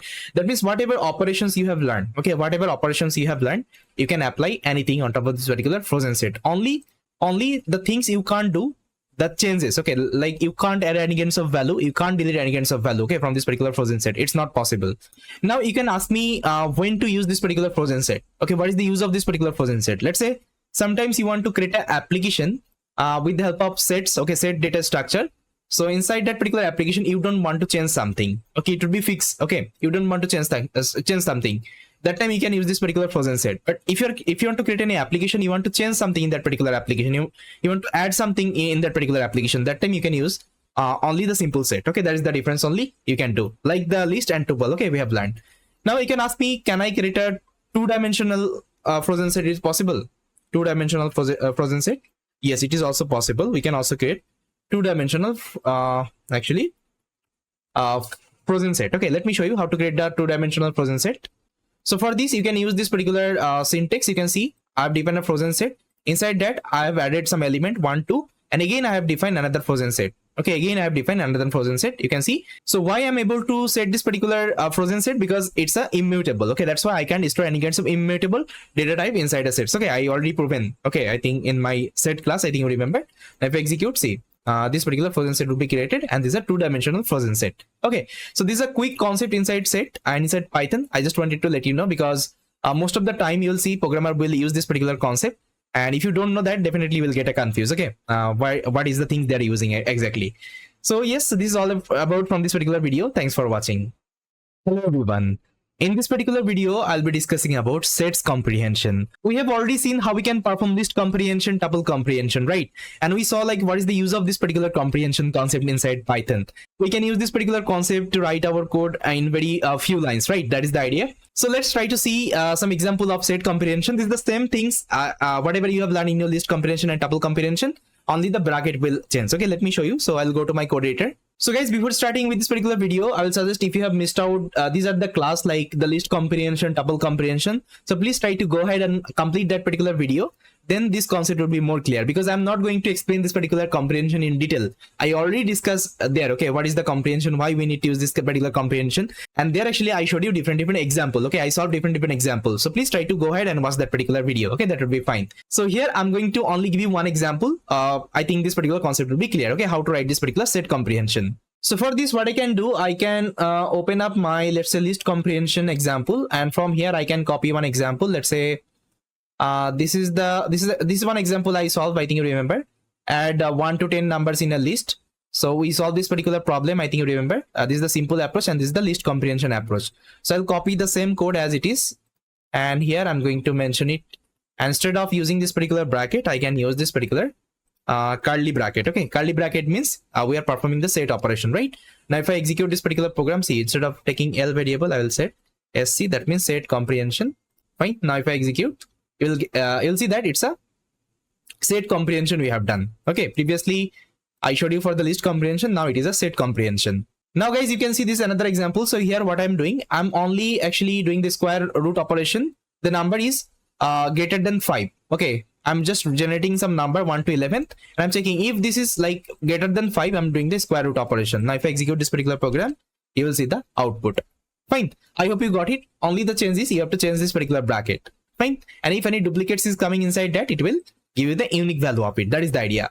So I'll give you one task, what you can do, whatever things we have learned inside list comprehension, whatever example we did, right? Just try to also perform with the help of set comprehension. The same example you can do. Okay. And you can comment in the comment section all the code. Fine.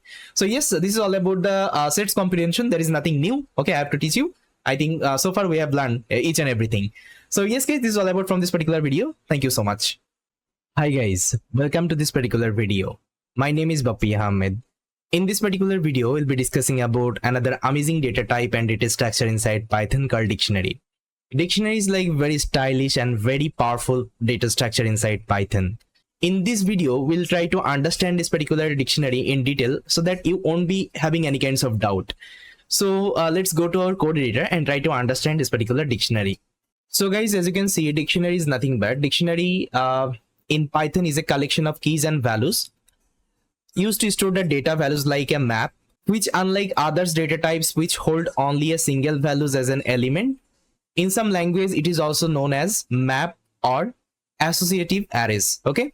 That means dictionary is nothing but it's a data structure inside Python it stores the data in a key value pair. Okay, it stores the data in a key value pair. So here you can see I kept one example. Let's say this is my dictionary, and to define a dictionary I'm using this particular curly bracket. I already told you dictionary also use curly brackets. Okay, whenever I was discussing about these sets, right? See, it also use curly bracket, and inside that it stores the data in a key value pair. You can see name is the key, Bappy is the value. Okay, age is the key, 22 is the value, gender is the key, male is the value. That means if you call this particular key, you will get the value. Okay, that's how actually it stores the data in a key value pair format. In the original dictionary as well, you will see this kinds of concept like key and value, right? If you, let's say if you're looking for any kinds of word, let's say you want to find a word in a dictionary, what you have to do, you have to use one key, okay, to find that particular word. So the same concept actually Python implemented. So this is called dictionary data structure. In Python we call it as dictionary, but in other programming language it is also known as map or associative arrays. Okay, that is the idea. I think if you know any other programming language, maybe you know we call it as also map or associative arrays. So here you can see some characteristic of the dictionary. So it's definitely a mutable one. Mutable means you can change anything inside a dictionary. You can add value, you can remove value. Okay, you can change value, anything you can perform here. Indexing has no meaning. That means you can't perform actually indexing here. It's not possible. Let's say if I want to get this particular value, I can't actually call with the help of index. Okay, if you give 0 here, it will throw you error. Instead of that, what you have to do, you have to call this particular value with the help of this particular key. Okay, with the help of key actually I can get the value, not an index. That's why it's telling indexing has no meaning. Okay, that means you can't perform any kinds of indexing on top of dictionary. You have to always remember. So if you can remember these 4 things inside dictionary, each and everything would be cleared, and you can easily use dictionary in your code. Okay, that's the idea. You can see the third one, keys cannot be duplicated. You can't actually use duplicates key inside a dictionary. Okay, it's not possible. So it will always give you the unique one. Okay, the latest one. That's the idea. I'll tell you after some times. I will give you some example. I think this part will be more clear. Keys cannot be mutable items. Let's say whatever keys you are giving, right, it can't be any kinds of mutable object. Let's say you can't give any kinds of list here. Okay, you can't give, let's say, any kinds of sets here. Okay, it's not possible. These kinds of object actually you can't give as a keys. Okay, keys actually you can't use this particular mutable items, but in a value actually you can use them. Okay, let's say in a value actually you want to store a list, you want to store a sets, you can do it, but in keys you can't use any kinds of mutable items. Okay, that is the things you have to remember. So yes, this is the brief introduction of this particular dictionary. So let's try to see some example. First of all, I'll try to show you how we can create a dictionary with a different actually method. We can create a dictionary. Then I think this part would be more clear. So guys, you can see we can create a dictionary. There are so many ways you can define a dictionary. Like you can see we can create an empty dictionary, 1D dictionary. With mixed keys we can also create then 2-dimensional dictionary. We'll try to see each and every example, okay, one by one. So first of all, let me show you how we can define an empty dictionary. So if you want to define an empty dictionary, what you can do, first of all, take a variable, let's say d means this is my dictionary, and here just try to give this particular curly bracket. Okay, if you give this particular curly bracket, now if I print this particular d, and if I also print the type of the d, okay, type of the d, you will see that it's a dictionary. Okay, it's a dictionary, fine, and it's an empty dictionary. There is nothing inside this particular dictionary. Now if I want to create a 1-dimensional dictionary, that means a simple dictionary, how you can create, let's say I'll again define another dictionary. Let's say this is d1 is equal to let's say this is my key name and this is my value, let's say Bappy. Again you can add like multiple items. For this you have to assign the comma, and again define a key, let's say age, and give the item. So let's say sorry, give the value, let's say 22. Okay, age is 22, and let's say gender male, fine. So here I have created a 1-dimensional dictionary, and it's a simple dictionary. Okay, because why we are calling this particular dictionary as a 1-dimensional, because inside this particular dictionary I haven't created any other dictionary. That's why it's a 1-dimensional dictionary. Okay, it's a simple one. You can see how I created. I just assigned the keys, and inside the keys I have assigned the values. Again, I have given the comma. That means I want to write a second item. So you can see this is again a keys and this is the value. Okay, again this is a keys and this is the value. Always try to remember the first one. Okay, the first one, this is called keys and this is the value. This is called keys, this is the value. Okay, this is called keys, this is the value. Always you have to remember. Okay, now if I print this particular d1, you'll see that this should be the output. Okay, that means we have created this particular 1-dimensional dictionary. Fine. So that's how with the key value pair you can store the data, okay, inside a dictionary. That's the idea. Now let's see how we can create a mixed keys. Okay, mixed keys dictionary. For this, what I can do, let's say I'll take another variable d2 is equal to, now what is mixed keys? Like keys should be multiple object. Okay, the keys actually we are assigning, see, it's a string type keys. Okay, everywhere it's a string type keys. You can also give any other data type. Let me show you. Let's say I can give a tuple actually here. So let's say this is my tuple 1, 2 and 3. Now I can give the value. Let's say value is equal to 33. Okay, now again I'll give a comma, then again I will assign a key. Let's say key is equal to, let's say, name, and the value should be Bappy. Okay, now here what I have done, you can see instead of taking string type keys, I have taken tuple. Okay, I have taken tuple. Why I have taken tuple? Because tuple is a immutable, and it is telling you can't use any kinds of mutable, okay, mutable items inside a keys. It's not possible. You can take any kinds of immutable one. It's possible. That's why I've taken the tuple. Okay, so it is called actually mixed keys. That means you can also use the mixed keys. That means different data type you can use whenever you are defining this particular keys. Okay, that is the idea. Now if I execute this program, it will also work. Okay, there should not be any kinds of error. See, it will also work. Fine. So this is another super important concept, because most of the people will get confused whether I can define mixed keys or not. Okay, inside a dictionary. Yes, you can define if you're using immutable object. Okay, that's the idea.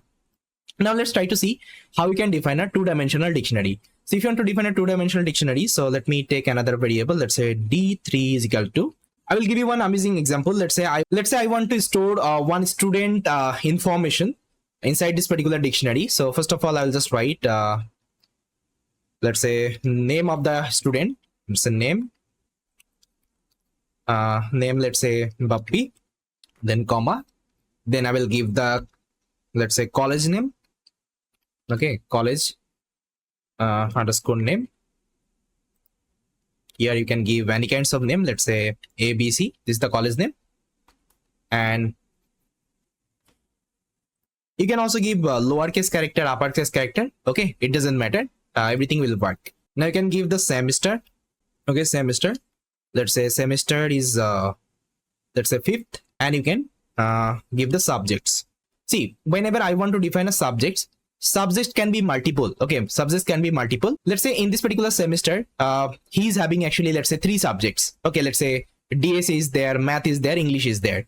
Now how I can store this particular subjects? Because I'm having multiple subjects. So here actually you can use this particular two-dimensional dictionary concept. So again, inside this particular subjects key, you can create another dictionary. So let me show you.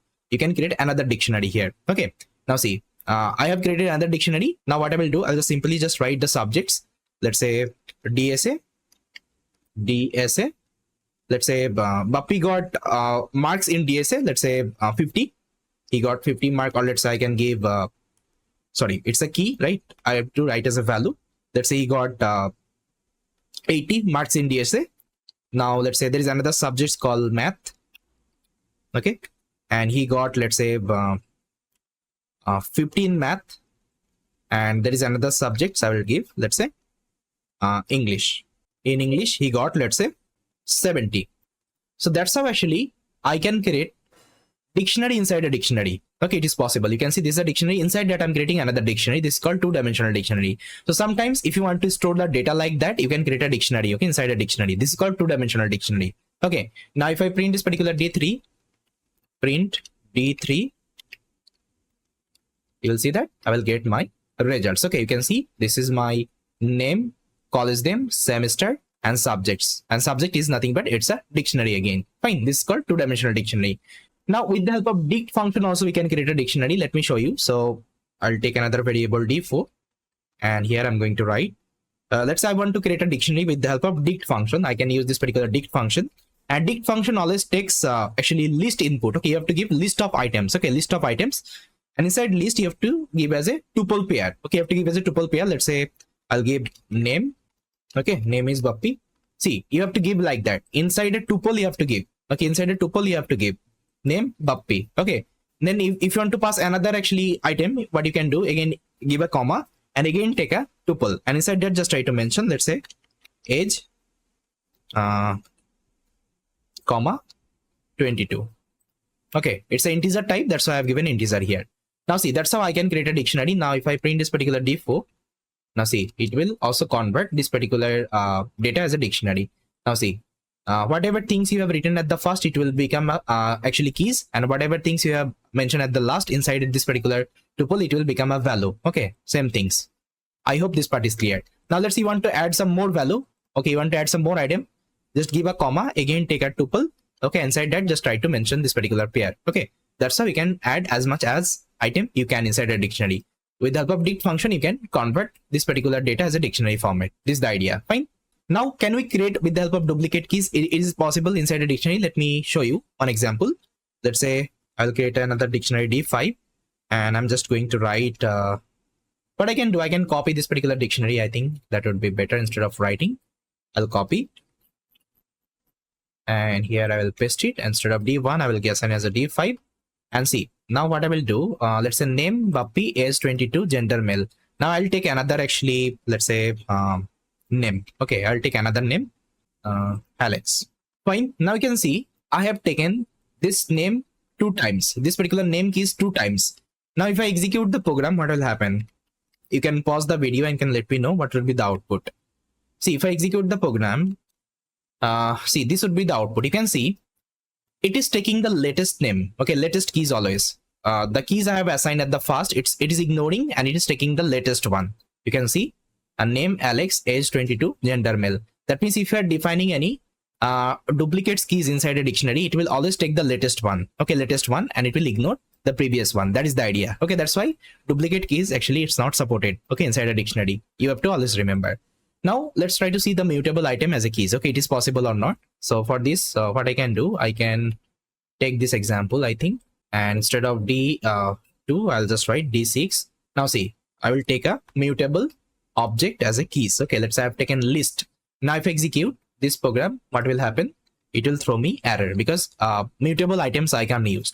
It will give you the error unhashable types list. Okay, it will give you this particular error because mutable, it's not supported. I already showed you in the characteristic. I think you remember, right? Keys cannot be mutable items, but you can use the immutable one. Okay, if you are using, let's say, tuple, that's the idea. So I hope this part is clear, guys, how we can create a dictionary. Okay, there are so many ways I have showed you. Now the next thing we'll be learning how we can access item from a dictionary. Okay, so what I will do, I'll just take one example from this particular dictionary. So I'll take this particular example, and here I'll paste it. Fine. Okay, so now let's say I want to access this particular item. Okay, let's say I want to access this particular item. Let's say Bappy. Okay, so I think you are thinking I can access through this particular index. Okay, so what I can write, let's say D1, and I will give the index, let's say 0. Now if I execute the program, it will throw you error. Okay, because a dictionary doesn't support any kinds of indexing. It doesn't have any kinds of indexing. If you want to access any element, if you want to access any items, you have to use the keys always. Okay, you have to use the keys always. Now let's say I want to get this particular Bappy. What I will do, I will call with the help of this keys. Let's say name. You can see name is the key. Now if I execute the program, so what I can do, I can execute it here. If I execute the program, it will give me the Bappy. Fine. Now let's say I want to access the age. So what I will do, instead of name, I have to change this particular key with the age. Okay, now if I give the age, it will give me 22. Okay, now let's see, want to access this particular gender. Simply just give the gender. Fine. Now if you're giving gender like that, in a smaller case, again it will throw you error, key error, because this particular key is not present inside a dictionary. So always you have to give the correct one. Okay, that's why Python is always key sensitive. Okay, you have to always take care of this particular key, right? Yeah, now you can see I'm getting the male. So that's how actually we can access the items from a dictionary. Now you can ask me how we can access the elements from a 2-dimensional dictionary. So for this, what I will do, I'll copy this particular example, and here let me show you how we can access element from the 2-dimensional dictionary. Let's say this is my 2-dimensional dictionary. Now let's say I want to access let's say college name. What I will write, I'll just write D3, and inside that I'm going to give this particular key name. Okay, let's say college name. Now it will give me the college name. Okay, I'm getting the college name ABC. It's fine. Now let's say I want to access the DSA mark. Okay, I want to access the DSA mark from this particular dictionary. So how I can do it? So for this, what I will do, I'll just simply write D3. Okay, D3. And here, first of all, I have to give the subjects, because you can see DSA is present inside the subjects. Okay, inside a subject case. First of all, I have to call this particular subjects. Now, if I execute, you will see that I'm getting all the subjects. Now, let's say I want to check the DSA. What I will give, I'll give another bracket, and inside that I'll mention the subjects. Okay, let's say this is my DSA. Okay, this is my key. Now, if I execute, I'll get the mark of the DSA. Okay, the same thing we have learned inside list. I think you remember list indexing, like two-dimensional list indexing. The same concept actually you can use here as well. That's why I love this particular Python, because every syntax they kept as the same. So if you learn only one things, the same concept you can apply anywhere. Okay, that's how actually they makes this particular Python programming very easy. Okay, that's why I love this particular programming a lot. Now let's say I want to check the English mark. What I will do, I'll just give the English keys here. Okay, I'll give the English keys here. It will give me 70. Okay, so that's how actually we can access two-dimensional dictionary. Now you can ask me whether I can create a three-dimensional dictionary or not. Yes, you can create. Inside a dictionary, you can create another dictionary. Okay, it's possible. Okay, you can create and you can access like that. Simply just try to take some example and just execute in your, let's say, code editor. Everything would be clear. Unless and until you are not executing from your end, it would be a little bit difficult for you to understand, right? So I'll suggest, please try to write this particular code with me. Okay, it's not like that. Just try to copy paste my code. Not like that. Try to write everything from your end. If you, unless and until you are not writing, there would be some issue, definitely, right? So that's how we can access a two-dimensional dictionary. Now the next concept we'll be learning how we can add a new key value pair, okay, inside a dictionary. So again, I'll take this particular example. Let's say this is my example. I'll just add it here. Fine. Now if I print this dictionary, D1, you will see that these are my items inside this particular dictionary. Now let's say I want to add another new item inside this dictionary. Let's say I want to add weight. Okay, let's say I want to add my weight. Okay, so for this, what I can do, I will just simply write D1 and I will define the key first of all. Let's say this is my weight, GST weight. Let's say weight is so weight. Now weight equal to let's say 70. Now if I execute the program, okay, if I execute the program, you will see that it will execute successfully. Now if I print this particular D1, if I print this D1, you will see that one new key value has been added. Okay, one new key and value has been added inside this particular dictionary right now. Okay, that's how actually you can add any kinds of keys and value, okay, in a dictionary. New keys and values you can add inside a dictionary. Okay, this is the way you can add it. Now you can ask me how we can do for this particular two-dimensional one. Again, the same thing you can do. Let's say this is my D3. Now let's say I want to add another subject inside subjects. Okay, I want to add another new subject inside subjects. What I will do, I'll just write D3. First of all, I have to access the subjects. Inside subjects, I want to add another subject. Let's say I want to add, let's say Python. Okay, let's say Python is a subject.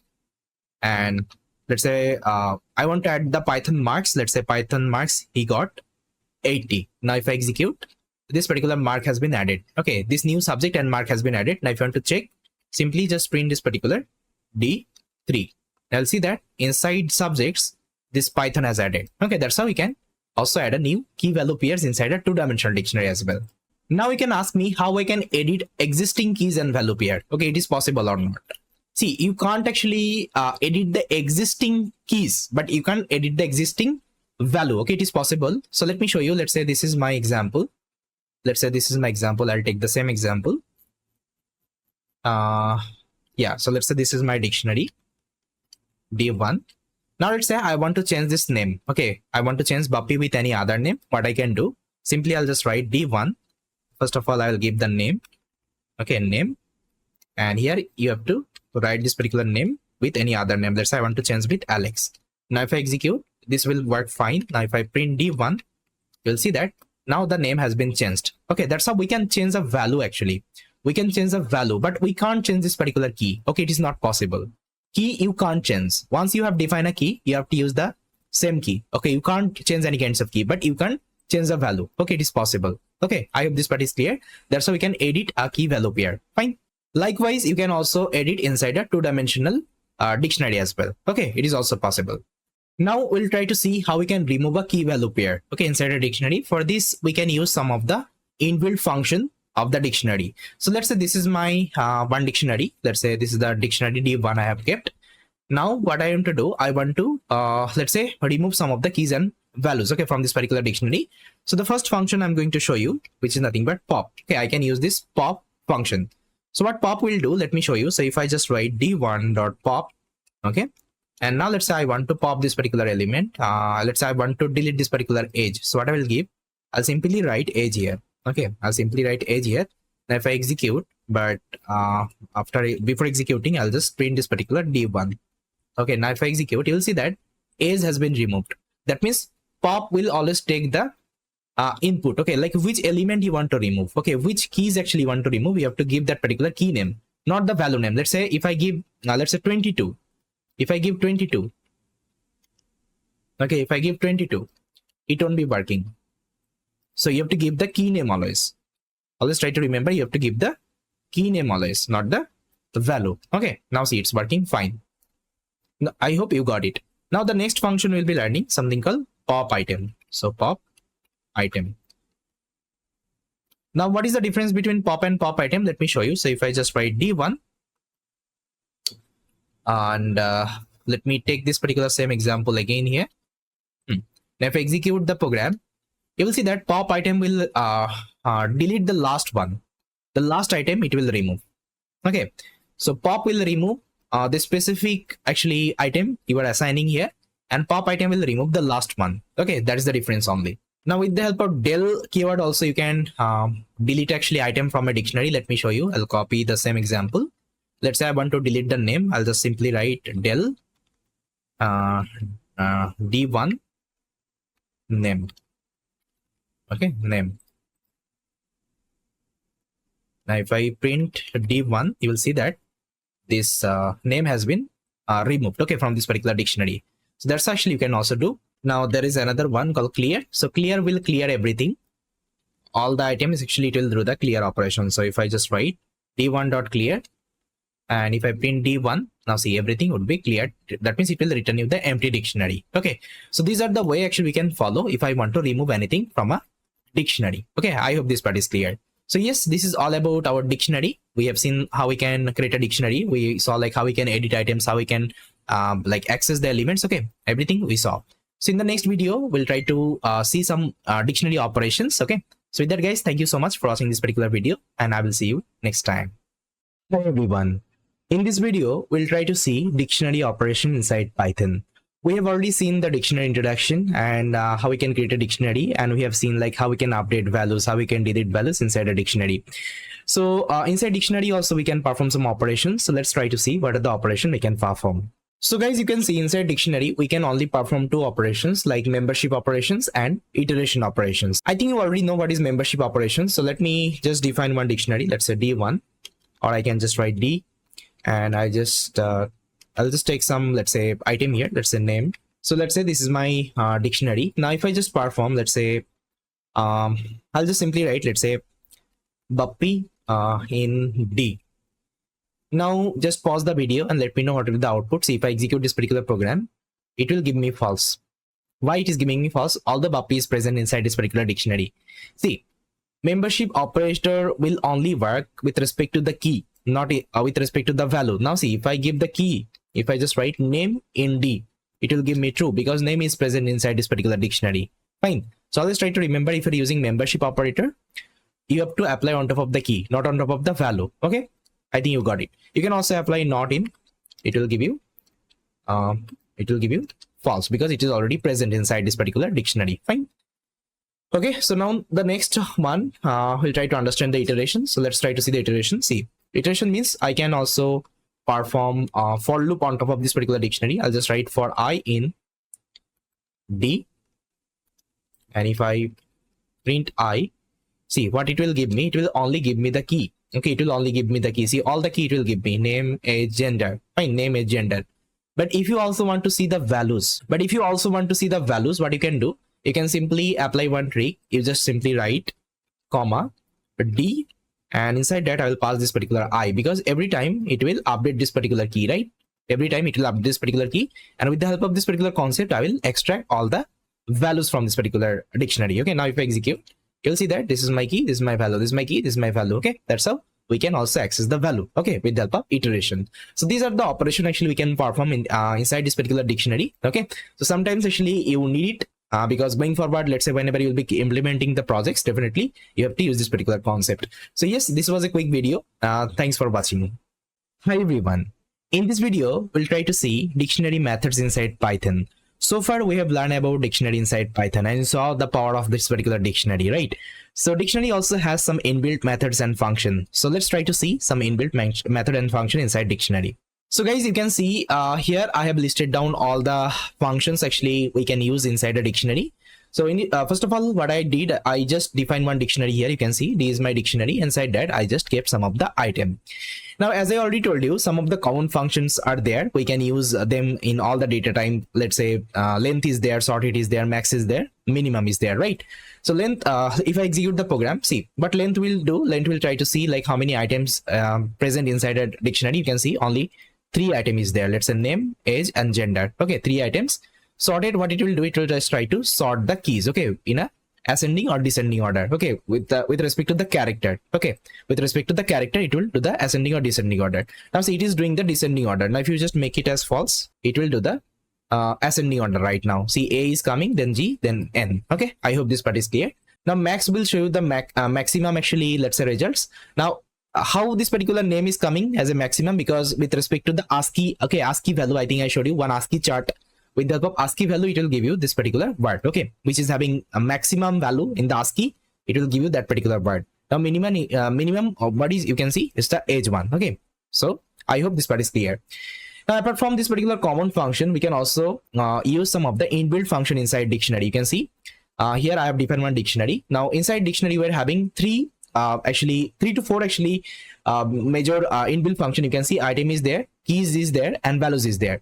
Now let me show you all the examples one by one. Let's say if I just do d.items, it will return you all the items. Okay, item means it will give you the keys as well as the values in a tuple. Okay, in a tuple pair. You can see it will it's a dict item object. Inside that, it will return you one list, and inside this particular list, it will give you the tuple pair. That means key is coming here and value is coming here. Again another tuple, key is coming here, value is coming here. Okay, then again another tuple, key is coming here, value is coming here. This is called item actually. It will return you all the items. That means key and value pair. That means key and value, it will give you both, okay, as a pair. Okay, pair of tuple. That is the idea. Okay, this is the use of the item function. Now you can also apply the keys. Okay, keys function on top of this particular dictionary. Now see, if I execute this particular program, it will give you all the keys. Okay, all the keys name. You can see name, age, and gender is my keys name. Okay, it will return you all the keys name. Now the next one is the values. I think by reading the name, you can see what it will return me. It will return me all the values, okay, present inside this particular dictionary. You can see puppy is a value, 22 is a value, male is the value. Okay, you can see all the value it will return me. Now apart from that, there is another function inside dictionary called update. What update will do, let's say this is my dictionary 1, this is my dictionary 2. Now if I just write d1 update d2, what it will do, it will update this particular d2 inside d1. Okay, if I execute the program, you'll see that whatever value actually I had inside d2, it will update inside d1. But you can see I'm having some duplicates key. Okay, I'm having some duplicates key, so it will take the latest keys actually. Now you can see this is the latest key of 4. 4 is the latest key and the value is the 7. So that's why actually it is taking this item. Okay, not this item. I hope this part is clear. Now if you just write d2 update d1, that means inside d2 it will update d1 value. Okay, that is the idea. Okay, I hope this part is clear. So these are the actually dictionary methods inside Python. You have to learn only, and sometimes actually you'll be using them. Most of the time you will be using items, keys, and values, because whenever, let's say, you are working with dictionary, if you want to see the keys, values, and items, you can use these are the functionality. Fine. So yes, this is all about from this particular video, and I will see you next time. Hello everyone. In this video, we'll be learning about dictionary comprehension. As of now, we have seen list comprehension, tuple comprehension, sets comprehension. In dictionary also, we can perform dictionary comprehension. So let's go to our code editor and try to understand this dictionary comprehension. So guys, you can see here I kept one image for this particular dictionary comprehension. So this is the same the way actually you did for the list comprehension, tuple comprehension, set comprehension. Only the thing, you have to play with the key and value, okay, every time, because the dictionary you are defining, if you just do the iteration on top of it, it will give you key and value. Okay, I think I showed you this particular part. Okay, I think we remember. So let me first of all show you one example. See, this is the program actually we'll be writing with the help of dictionary comprehension. So here the program I have to write print first 10 numbers and their square root. So first of all, what I have to do, first of all, I have to print 10 numbers, okay, 1 to 10, and I also need to print their square root. Okay, let's say 1 is the first number, and what is the square root of 1? If I just perform, let's say square root of 1, it will give me it will give me 1.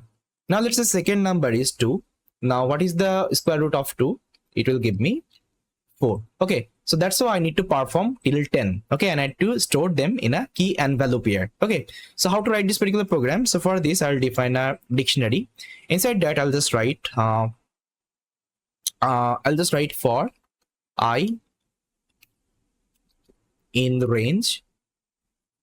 I'm going to generate actually 1 to 11. That means 10 numbers it will generate. Fine. Now what I will do, whatever I'll be getting, I'll just print it here. Okay, and I'll also print the square root of this particular I. Okay, square root of this particular I. Now if I execute the program, you'll see that this is the 1 and this is the square root of 1. This is the 2, actually 2, and this is 3. This is the squares of 3. This is 4. This is square of 4. Okay, that's how. Now you can see till 10 actually I perform all the squares. Okay, now you can see I have stored these are the data in a key value pair. Okay, this is my key, this is my value. That means the number is my key and the square is my value. Again, number is the key, square is my value. Okay, that's how I can store in a key value pair. Okay, so with the help of this particular dictionary comprehension, you can write this particular program in a very easy manner. Fine. Now we can also use if condition inside dictionary comprehension as well, as I already showed you in the list comprehension. See, here I will be writing another program. So this is my product dictionary. You can see phone. I'm having actually 10 phone. I'm having 0 laptop. I'm having 32 charges. I'm having 0 laptop. See, I'm going to write a program which will print the key which is not having 0. Okay, 0. Let's say value in this particular key. Let's say that means if any product is having 0, it won't be printing that particular product. And if it is not 0, it will print that particular product. Okay, for this, I'm going to write one dictionary comprehension. I'll take a dictionary comprehension, and here I'll just write for a key. I can write like that, for key value in product. Okay, product dot items. So I think you know what item will return you. So let me show you. So if I take a new cell, if I just write product dot items, okay, product dot items. So what it will return you? Sorry, it should be okay. Product. I have to first of all execute it here. So let me just copy. And now if I execute, see, it will give you all the items. That means the keys as well as the value. Okay. Now see, if I perform for loop on top of it. So for, let's say I, or let's say I'll just write key and value. Okay. In product dot items. Now if I print this particular, let's say key and value. Now if I execute, see, inside key, my key is coming. Inside value, my value is coming. Okay, so that is why I'm writing this particular code like that, for key comma value in product dot items. Okay, this will give you the key inside key and value inside value. Okay, I hope this part is clear. Now here I'll just write a condition. If this key, okay, sorry, if the value, because I want to check the value, if this value is 0, I won't be printing that particular product. I'll just write if value, okay, if value is greater than, okay, if greater than 0, so what I'll do, I'll just try to print it here. I'll just write key comma value. Okay, key comma value. Now if I execute, it should work. See, now it is printing the product which is having more than 0. Okay, more than 0 actually count available. Okay, I hope this part is clear. Now let me delete this particular cell. Now apart from that, you can try with lots of example. You just pick up different example over the internet. Okay, and you can try, okay, with this particular dictionary comprehension. We can also use zip function here. So let me show you another example. Let's say this is my list here. Two list, I'm having days and I'm having temperature. So let's say this is Sunday. With respect to Sunday, this is the temperature. With respect to Monday, this is the temperature. Okay, that's how I'm having some list here. Okay, you can see I'm having some list. Now if I want to print, let's say Sunday is having 30.5 degrees Celsius, Monday is having 32.6 degrees Celsius. Okay, if I want to print like that in a key value pair, I can use this particular zip function and this dictionary comprehension, let's say concept. So let me show you. So here I'll just write for I comma j in zip I think you know what zip will do, right? Zip will just make a actually pair. I'll just give days and I will give temperature. Okay, here.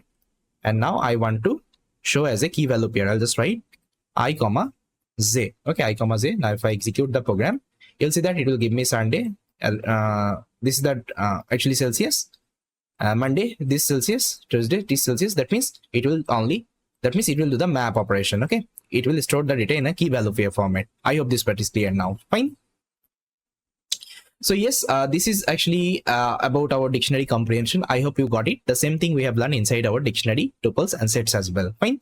So yes, this was all about from this particular video. Thanks for watching. Hi everyone, welcome. In this video, we'll be building another amazing Python project called Restaurant Management System. So far we have learned so many data types inside Python, so many data structure inside Python. So in this particular project, I'm going to use one amazing data structure inside Python called dictionary. I already told you dictionary is like very powerful and it's like very stylish data structure inside Python. So I'll try to use this particular dictionary data structure to implement this particular project. But if you can use any other data type, if you want to implement with the help of any other data type or any other data structure, you can implement. I don't have any kinds of issue. But if you're using dictionary in this particular project, it would be more efficient, okay, than others actually data type. Fine. Now let me tell you about this particular project, like which project actually we are going to implement here. See, here we'll be implementing this restaurant management system. I think you know what is restaurant actually management. In a restaurant, what you can do, you can actually open up the menu and you can choose the, let's say, different food and you can order. Okay. And if you order, it will show you the price of that particular food. Okay. So we'll be implementing the similar kinds of application. And see, here I'm not going to implement the complete like end-to-end application. That means the user interface and all. Here we'll be only implementing with the help of Python program. Okay. That is the thing. Advanced project will be implementing after completing this particular Python course. Okay, no need to worry. There are so many projects I should be implementing together. So this is the like very basics project we'll be implementing. We'll be only implementing the structure of this particular project. Okay, with the help of programming. Here I'm not going to implement any kinds of UI and UX. Okay, for this particular project. What is UI and UX? That means user interface. Okay, user interface I'm not going to create. Fine. So let's go to our code editor and let's implement this particular project. So here I'm going to first of all create a file. I'm going to name it as 45 restaurant_management.py. So here I'm going to use this particular py file, okay, to implement this particular project. Whenever you are going for any restaurant and you are checking the menu, okay, menu of that particular restaurant, what you will see that in the menu. See, in the menu, all the food item would be there, and with respect to that, their price would be there. Fine, in that particular menu. So that if I'm a user, I'm coming to a, let's say, restaurant. If I get that particular menu card, I can get to know, okay, this is the food and this is the price of that food. Okay, with respect to that, I will order that particular food, right? So I just need to create a data structure here that will contain the food name as well as the price. I think you got it, right? Which data structure I'm going to use? I'm going to use dictionary data structure, because in a dictionary I can store in the key value pair. So in a key I can write my food name. In a value I can write the price of the food name. Okay, I hope this part is clear. So let's create a dictionary here. I'll name it as menu. So this is going to be my dictionary, and inside that I'm going to store some of the food, let's say coffee. Okay, and the price of the coffee, let's say $2. Okay, $2 is the price of this particular coffee. Now the second item I'm going to keep, let's say pasta, and what's the price? Let's say I will keep $3. Okay, so this should be comma. Fine. Now the next item I'm going to write as pizza. Let's say pizza price is $5. And next item I'm going to keep as burger. Let's say burger I will keep $6. And the last one, let's say I'll keep chicken. That's chicken, I'll just keep $10. Okay, so I think I have created this particular dictionary and I have stored all the items and with respect to their price as well. Fine. Now the second thing what I have to do, I have to actually print this particular menu. That means I want to show the menu in front of the user whenever they will execute my application, right? So for this, what I can do, I can use a print function, and inside that I can write this particular menu. So I already created the menu. Let me show you. See guys, this is my menu. So here I'm using multi-line actually statement. That's why I'm using this particular triple quotation instead of using single quotation. I hope you got it. Now this is the message I have given. Welcome to Bappi's restaurant. Please order food. And you can see I have given all the food one by one. Coffee, pasta, pizza, burger, and chicken. Okay, and with respect to their price I have given. Now if I execute the program, so what will happen? So I'll open up my terminal. I'll take command prompt. And now if I execute the program, let's say Python. What is the file name? It's 45 restaurant management. I'll just write 45 dot. If I press tab, it will autocomplete. Now if I execute the program, you'll see that I'll get my output. Okay, you can see welcome to Bappi's restaurant. Please order the food, and it is giving me the food list. Now I can easily read it and I can order from here. Fine.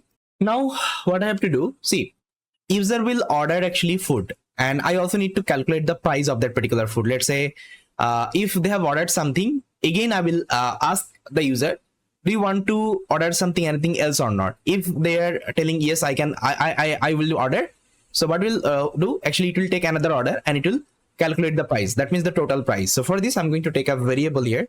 I'm just going to name it as total underscore price. Okay, total price is equal to, initially it would be 0. Okay, initially it would be 0. Now here I will take the input from the user. I'll just write item 1 is equal to, I'll take an input, and here I'm going to just write, enter the name of the item he want to order. Fine. Now whenever user will enter something, I will check a condition. If this item, okay, if this item, it is present inside my menu, that means I'm using membership operator here. Okay, I think you know what is membership operator, not in and in. We have learned this thing, okay, so far. So I'm checking if item in menu, if it is present, then what I have to do, first of all, I have to update my total price. So total price, I will update with my actually item price. Okay, now see, if I want to take the price, okay, if I want to take the price from this particular dictionary, so what I have to do, I have to call this particular key, right? If I, let's say user has ordered coffee, that means the key should be coffee that time, and if I write the key, it will give me the value. Okay, so the same concept will be applying here. I'll just simply write menu item 1. Okay, menu item 1. That means if user has given coffee, so coffee will go inside menu and it will return me this particular price. Similar wise for pasta, pizza, burger, and so on. Okay, I hope you got it.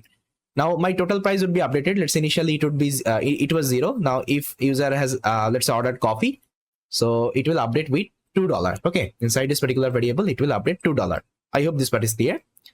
Now once it is done, I'll just print a message.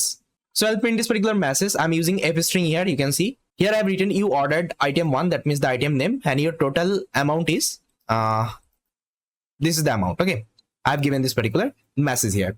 Now in the else condition, I'll just write, now in the else condition, I'll just write invalid item, please order something from the menu. Let's say if user is giving any item which is not present inside my menu, that time actually it will throw this particular message. I hope this part is clear. Now once he has ordered one item, I'll ask another time.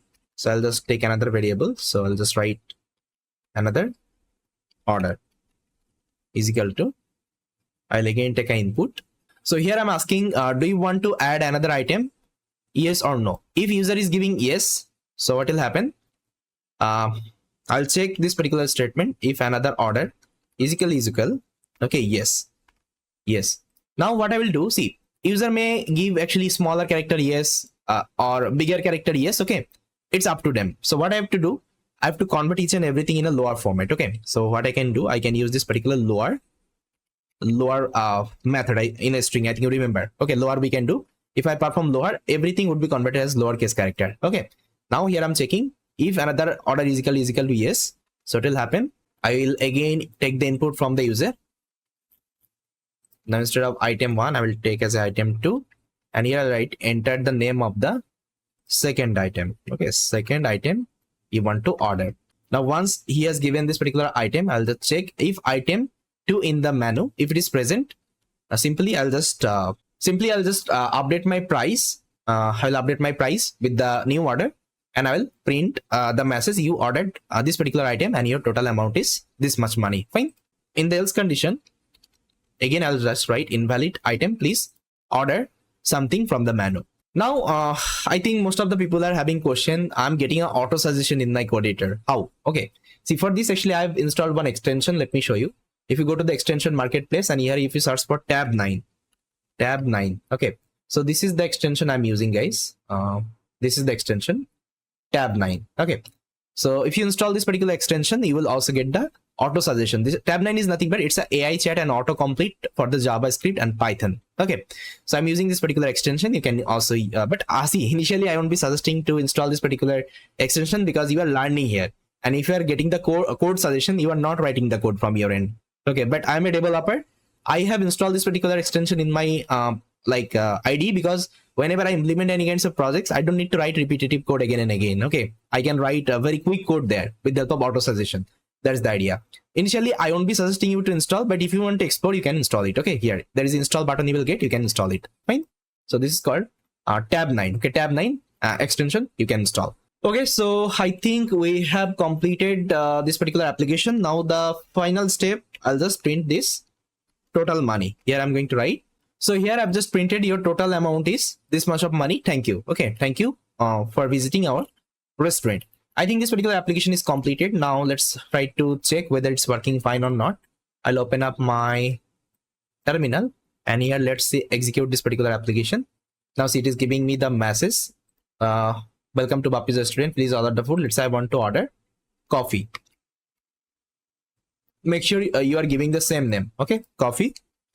Now see, I ordered coffee and my total amount is $2. You can see it's $2. Fine. Now it is telling, do you want to add any other item? I'll tell no. It will tell me your total amount is $2. Thank you. Okay, that means I have to pay $2. Now let me again execute the application. Now again you can see my menu is coming. Let's say I want to order right now pasta. Okay. Now it is telling your pasta order is successful and the price is $3. Do you want to order anything? I'll tell yes. Now it is telling enter the name of the second item you want to order. Let's say I want to order chicken. Okay, chicken I want to order. If I hit enter, you will see that my total amount is $13 because pasta was $3, chicken was $10, and now total amount is $13. Thank you. Okay, so that's how this particular application is working fine. Okay, so this is a basic application we have developed with the help of Python and this particular dictionary data structure.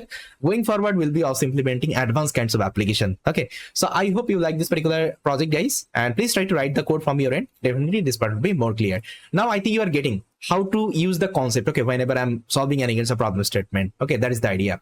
So yes, guys, this is all about from this particular video, and I will see you next time.